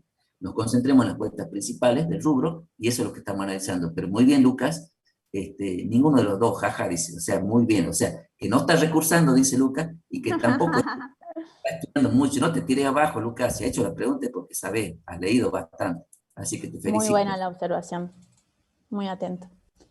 Bueno, Bien. entonces, si no hay más preguntas, pasamos al otro modelo que nos pedía el enunciado, que es contabilidad en valores corrientes a moneda homogénea. En este caso, en nuestro primer asiento va a ser igual al del modelo anterior, ¿sí? Reconocemos el valor del crédito por el valor de contado más los intereses a devengar. Seguimos con el reconocimiento del devengamiento mensual de los intereses. En este caso vamos chequeando con las columnas del modelo anterior, vemos que es exactamente lo mismo. Reconocemos, perdón, el mismo RECPAM, pero a diferencia del modelo anterior que no reconocíamos el resultado por tenencia, en este modelo 4, reconocemos los 24.600, que son los que ya habíamos calculado acá, ¿sí? Que es el valor corriente, llevando todo el crédito al tipo de cambio de cierre, y menos el valor de libros, que es el valor de origen reexpresado, más los intereses devengados. Entonces, esta ganancia, que no la reconocíamos en el modelo 2 por ser positiva, valga la redundancia, en el modelo 4 sí lo reconocemos de forma tal que acá cuando pasamos a los mayores, vamos a ver que nuestro crédito en moneda extranjera tiene el valor de origen más el valor de origen reexpresado, la diferencia, digamos, más el resultado por tenencia, que la tenencia no es más que comparar los distintos tipos de cambio, ¿sí? Menos el efecto de la inflación, digamos. O sea que significa que el tipo de cambio varió en mayor proporción a lo que fue la inflación, ¿sí? Por eso nos da un resultado positivo. En el caso de los intereses a devengar, tenemos la misma situación, porque como ya aclaramos hace ratito, no estamos ajustando, no es el fin de este práctico hacer el reconocimiento del ajuste de los intereses, pero sí del rubro créditos, ¿sí?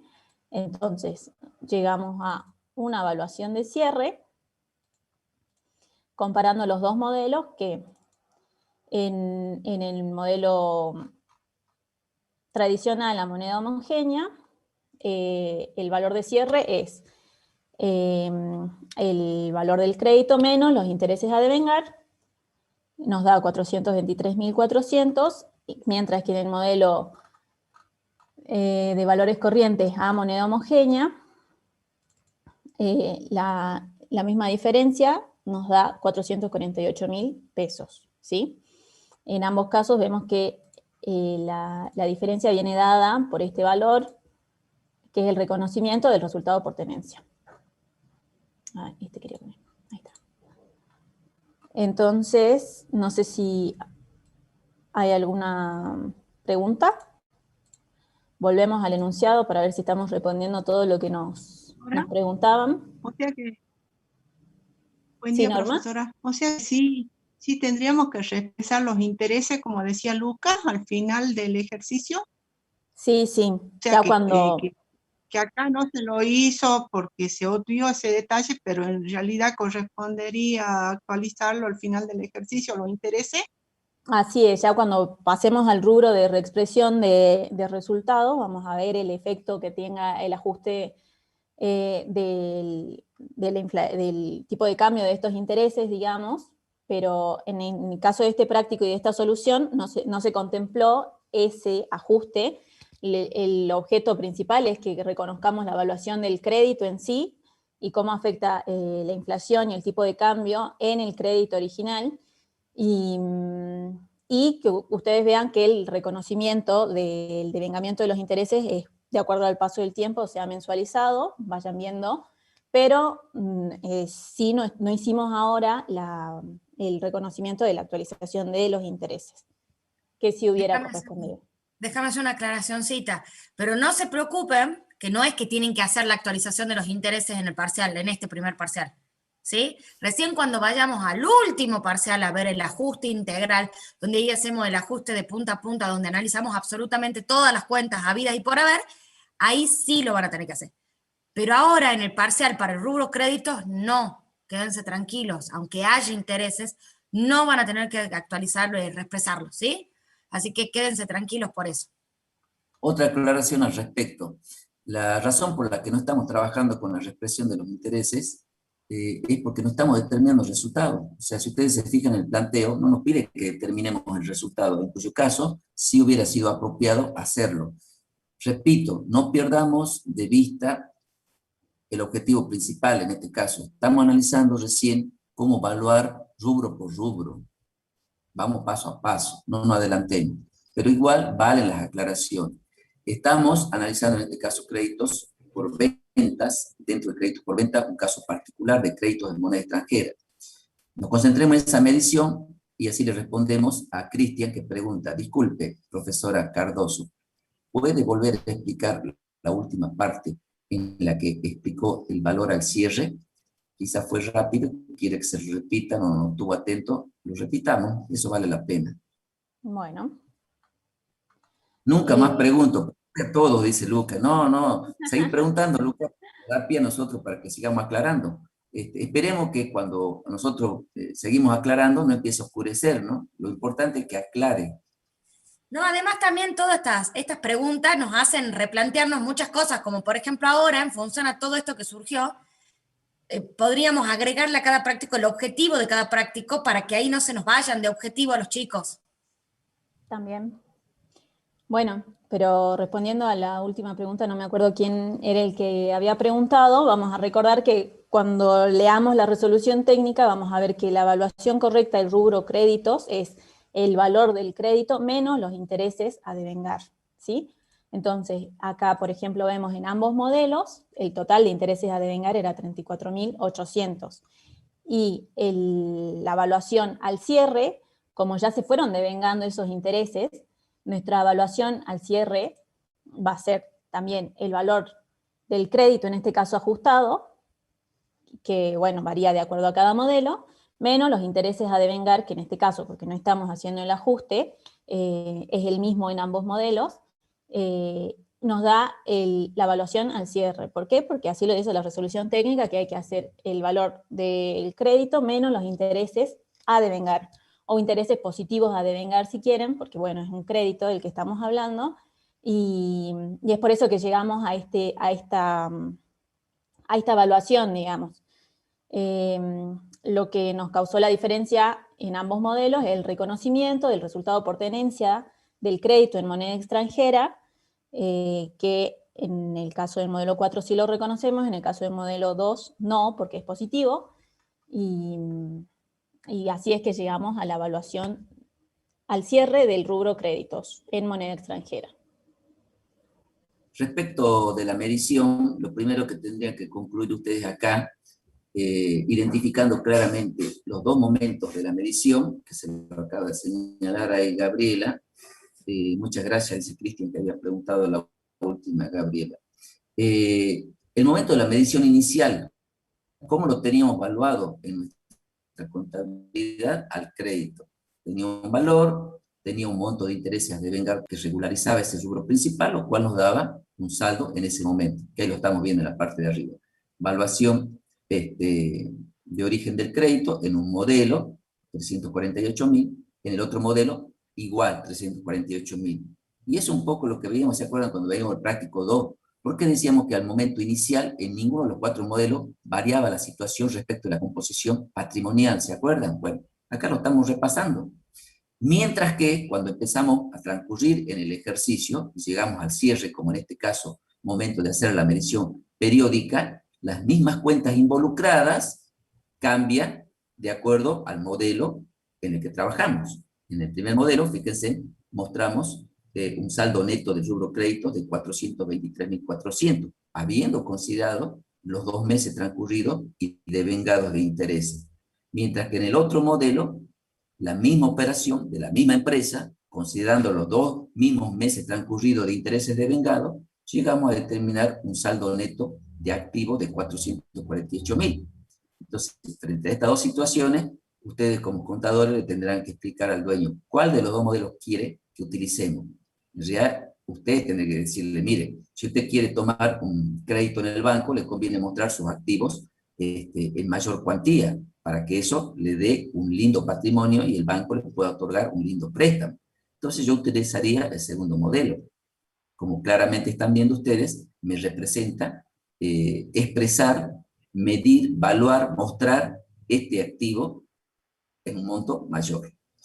¿Sí? Bueno, esas son como conclusiones que ustedes tienen que ir sacando del análisis comparativo que siempre deben hacer. Para eso se lo damos a propósito en un modelo y en otro la aplicación práctica. ¿Cómo comparativamente saco conclusiones? Que eso es lo más importante. Para eso sirve. No es solamente para sacar bien el cálculo, que dé exacto o de dónde salen los números para probar el parcial. Profe, dice Oriana, ¿puedo devengar los meses de interés una sola vez a fecha de cierre o tengo que hacerlo mes por mes, por decirlo de alguna manera? Por eso le digo a Lucas que me detuve, no dije nada porque me decía que la conexión era inestable. Retomo. Decía que la pregunta de Oriana es de un nivel más avanzado y por eso, por la misma razón, le decía a Lucas que no se desanimen, que sigan preguntando, sigan indagando, por más que metan el dedo en el ventilador, porque acá lo único que tenemos que considerar en definitiva es que hicimos abstracción de la expresión de los intereses, que ahora ya saben que también se la va a hacer al final. Pero digo que esa depuración, esa minucia que nosotros a veces tenemos que tener en contabilidad y hacer el devengamiento periódicamente, sería lo ideal, mes a mes. ¿Por qué tendríamos que hacerlo mes a mes, Oriana? Y no daría lo mismo en una vida, en un caso real, en la vida real, no daría lo mismo que lo hagas al cierre por todo el periodo transcurrido. Porque justamente a la hora de reexpresar, no te olvides que vos tenés que considerar uno de los pasos para reexpresar que está en el RT6, que supongo que ya lo habrán leído, si no vayan a leer también, es que debo anticuar todas las partidas. Si yo tengo una partida de interés en octubre, otra partida en noviembre, otra en diciembre, no es lo mismo que tome una sola partida toda junta en diciembre. ¿Por qué razón? Porque cuando voy a anticuar la partida significa que busco el origen de esa partida y para eso, cuando voy a reexpresar, cuando voy a medir en moneda homogénea, o sea, cuando voy a aplicar el RT6, el método indirecto, debo tomar el coeficiente que me muestre la variación desde la fecha de origen hasta la fecha de la medición, que generalmente si hablo de medición periódica es la fecha de cierre. Entonces se darán cuenta de que si yo hago el devengamiento de una sola vez, estoy, como decimos, mezclando peras con manzanas. Estoy distorsionando la información que no va a estar precisamente evaluada. Si yo quiero ser preciso, minucioso, meticuloso y hacer un trabajo depurado, como ya van a ver más adelante que las normas mismas hablan de una forma de exponer depurada la información, otra manera de trabajarla también, es hacer lo más prolijo posible la tarea para medir la información lo más aproximadamente posible a la realidad. ¿Se acuerdan que yo siempre les repito? El principio de aproximación a la realidad en contabilidad es elemental. Es como el Padre Nuestro que tienen que tener ustedes y conocer en contabilidad cuando van a medir información como en este caso. Entonces, ¿qué tengo que hacer? Bueno, determinar la evaluación de la manera más precisa. ¿Sí? Entonces, eso significa, respondiendo a la pregunta de Oriana, a ver si hay otra, de que sería conveniente, Oriana, que hagamos el devengamiento como lo hizo la contadora acá en la solución, mes a mes. ¿Correcto? Aparte, Ok. Beto, déjame agregar respecto al tema este del devengamiento mensual, que cuando tengan operaciones que quizás no lleguen al cierre del ejercicio, por ejemplo, si acá se hubiera devengado un solo mes y ya hubiéramos cobrado todo el crédito, capaz les sea más fácil a ustedes reconocer el devengamiento en esa fecha y no se les pueda pasar por alto, si se quiere, esperar hasta el cierre para reconocer qué operaciones finalizaron antes del cierre. No sé si me explico.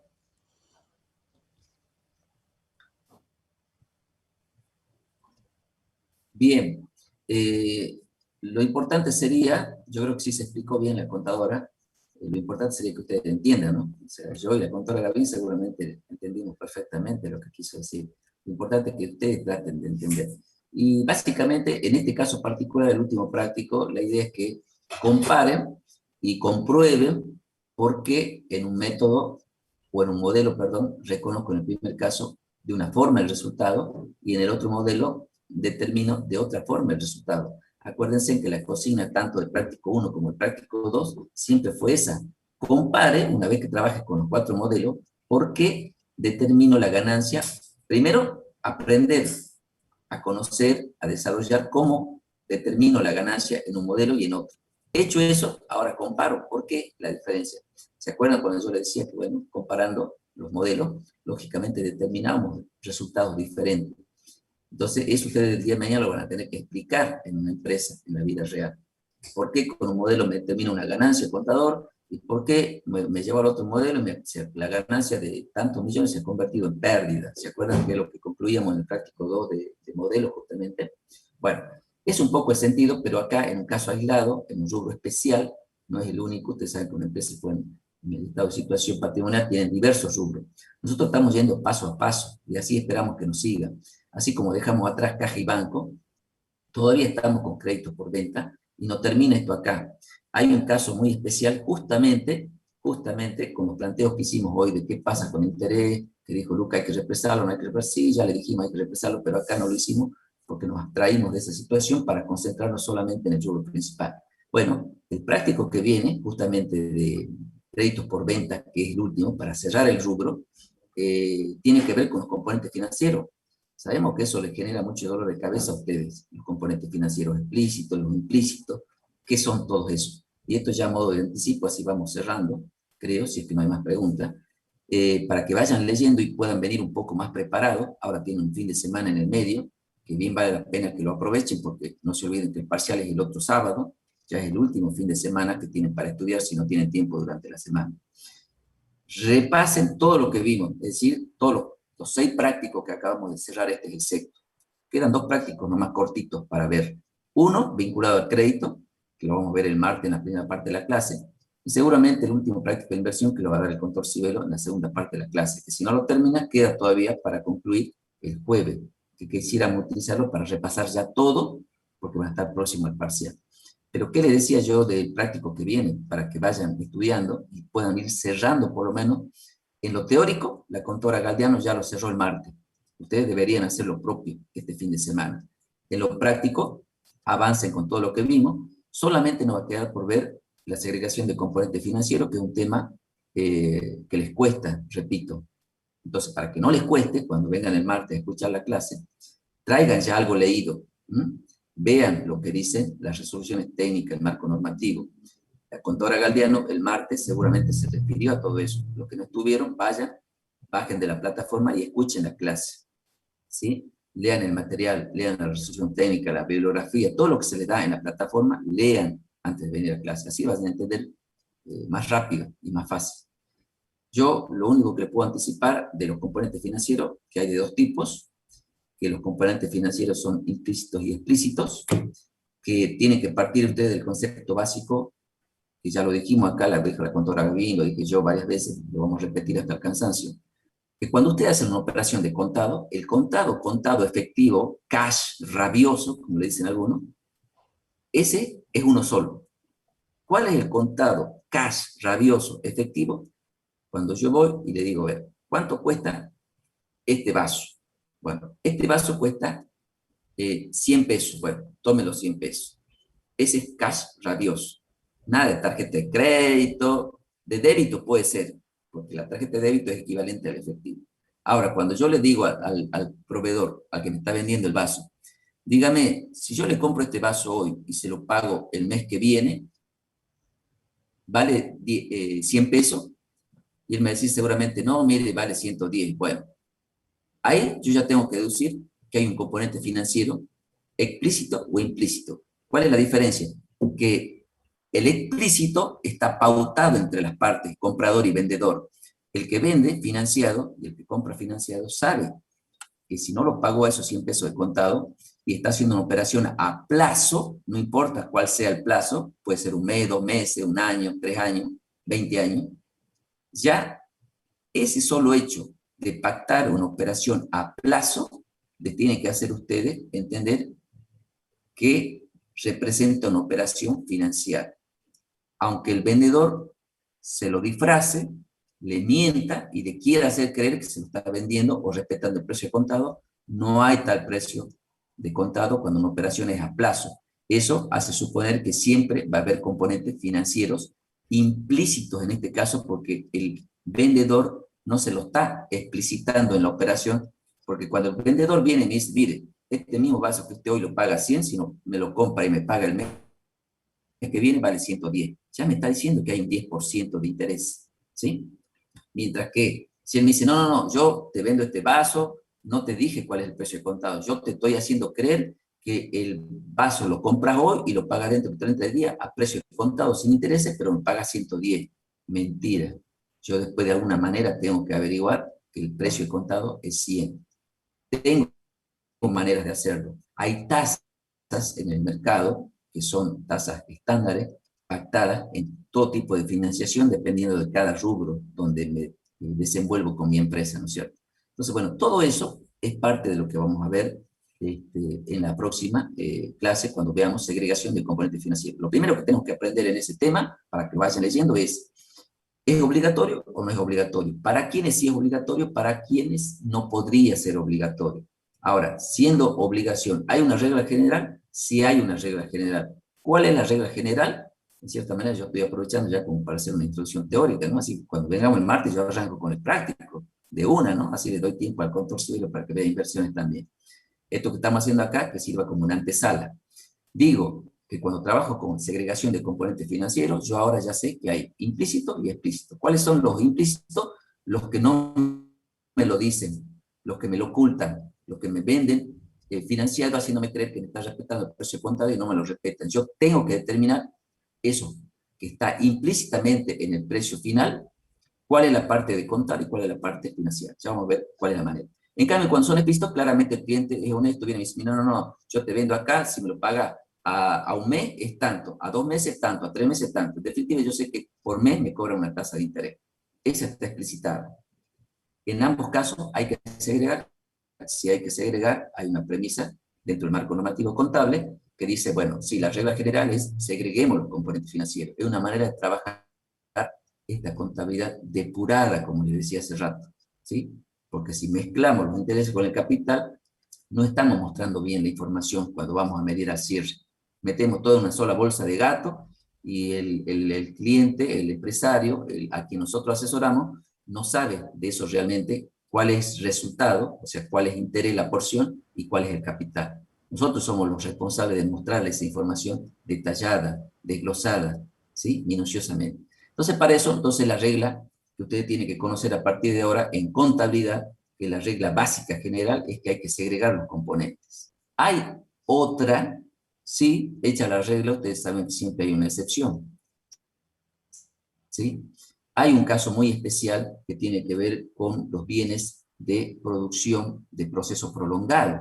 El ejemplo típico que a veces ponemos es el vino, ¿no es cierto? La industria del vino, donde ustedes saben que lleva un tiempo, ¿no es cierto?, la producción. Bueno, puede ser también las empresas constructoras que se dedican a construir edificios de departamentos, no lo hacen de un día para otro, lleva un tiempo. Bueno, pueden ser empresas que fabriquen bienes de uso, que tampoco un auto no se fabrica de un día para otro. Hay autopartes, en fin. Bueno, hay casos especiales donde ahí está la excepción de esta regla general que me dice primero que tengo que saber que cuando tenga componentes financieros, sean implícitos o explícitos, debo segregarlo, sea que estoy trabajando con un activo o sea que estoy trabajando con un pasivo, porque va a valer el tratamiento para ambos casos. Entonces, si no hay la posibilidad de aplicar la regla general, pero la norma me permite aplicar esta excepción. ¿De qué se trata?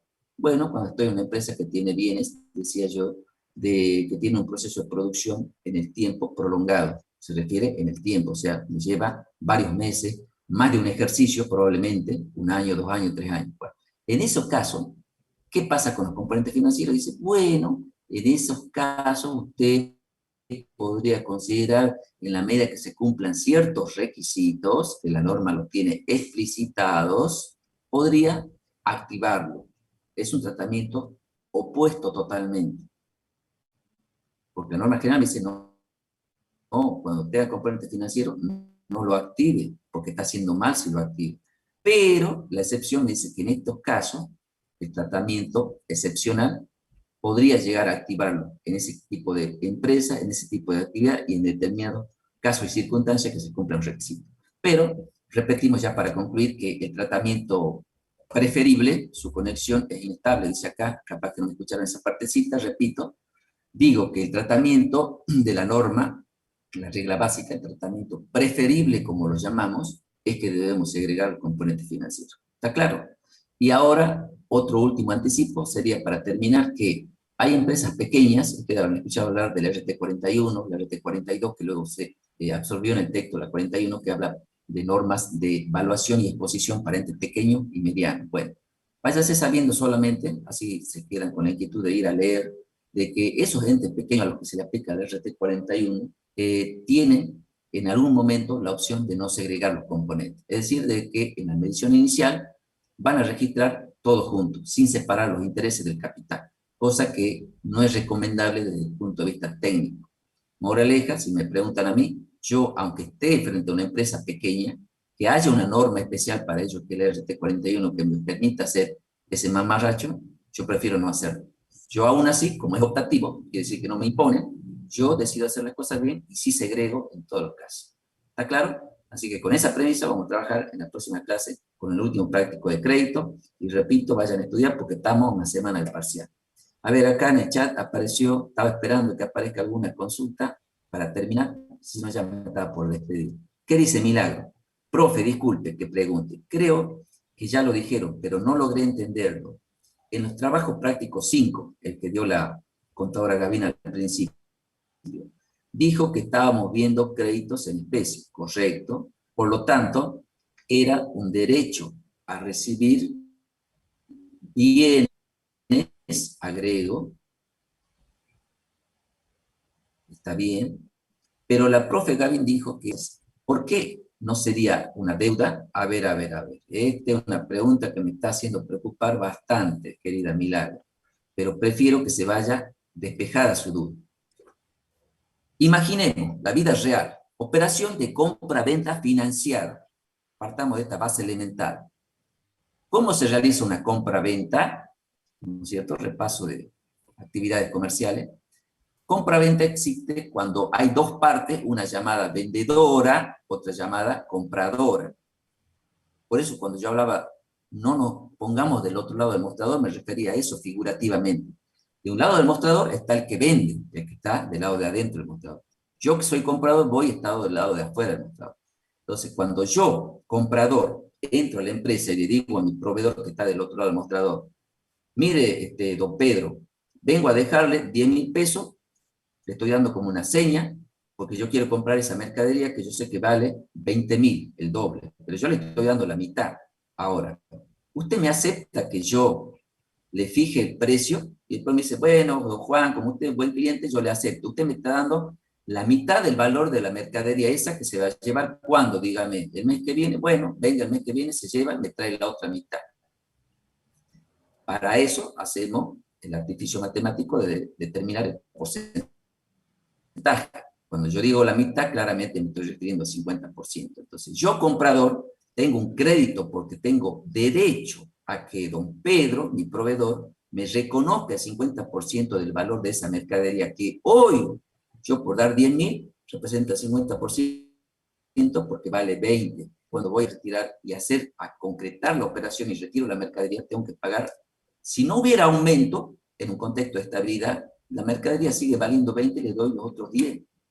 pero como no vivimos en el país de la maravilla, todo lo contrario, estamos en la Argentina donde los precios día a día van variando, es muy probable que cuando yo vaya dentro de un mes a retirar la mercadería, en lugar de 20 valga 30. Cuando yo fijé el precio, le generé la obligación a don Pedro, mi proveedor, de que me reconozca el 50%, así como hoy vale 20, yo le doy 10 de la mitad. Cuando voy a hacer la operación vale 30, me reconozca 15. ¿Se dan cuenta? Eso es lo que pasa. Entonces yo de ese punto de vista tengo derecho de que don Pedro, mi proveedor, me reconozca ese valor. Por eso es un crédito desde el punto de vista, yo estoy evaluando un activo. Claro, Y llegado el momento de entrega de la mercadería, si el proveedor no tiene la mercadería, te va a tener que devolver la plata. Por eso es un crédito, ¿sí? O sea, la deuda van a ser después. Si, por ejemplo, te entrega la mercadería y vos todavía no le pagaste el otro 50%, ahí van a hacer la deuda. Hasta este momento no existe deuda. No le hablemos de deuda porque yo creo que ellos se están confundiendo. Yo quiero terminar el análisis del comprador, después voy al otro lado del mostrador para cerrar. Bien. A ver si lo terminamos de entender. Yo digo que tengo un crédito, un derecho a recibir un bien, por eso decimos que es un crédito especie.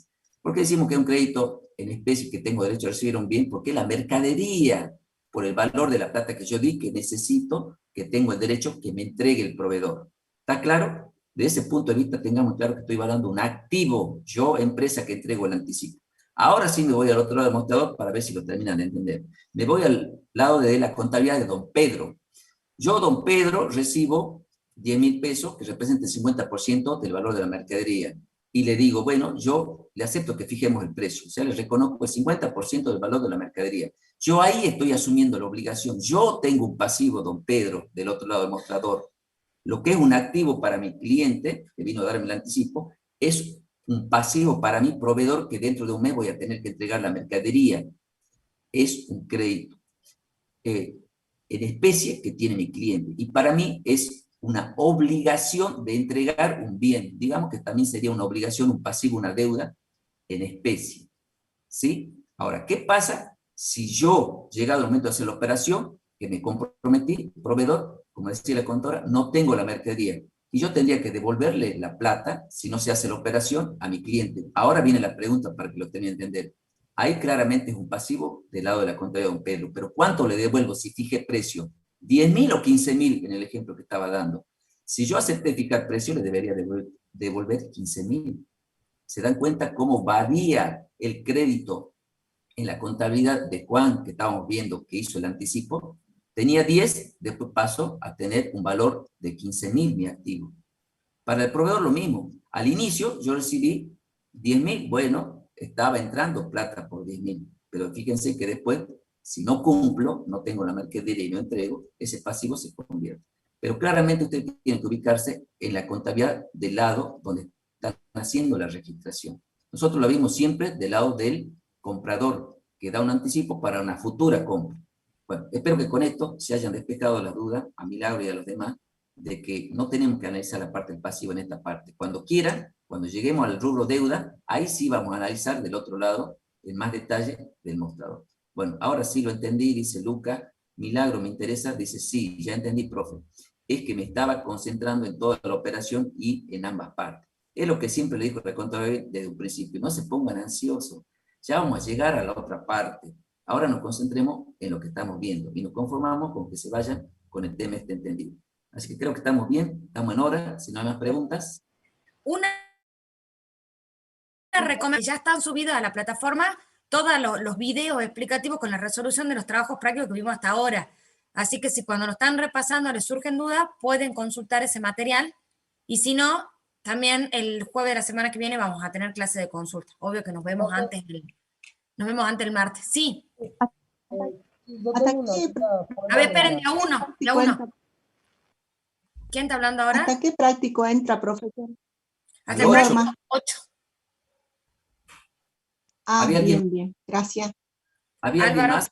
¿Vamos? Yo, profesor o profesora, yo quería preguntar cuántas inasistencias, o sea, las cuántas inasistencias será, o sea, no podíamos rendir el examen. 75%, Álvaro. Vos Muchísimas contás las clases, saca el 75%, si no agarra la calculadora y ahí vas a saber cuántas faltas podrías tener. No, Si igual, estás no, comprometido Comunícate con los auxiliares que te pueden justificar si tenés cómo justificar la inasistencia. Listo, muchas gracias. Bueno, ahora sí. Bueno, nos despedimos entonces. Mañana hay clase de consulta, ¿no? Si ha quedado algo en el tintero, vayan a estudiar, que seguro hasta mañana van a tener más dudas, y aprovechen la consulta de 4 a 6. Nos vemos, buen fin de semana, el martes. Chao, chao. Chao, Chao, nos hasta vemos. martes. Chao, chao.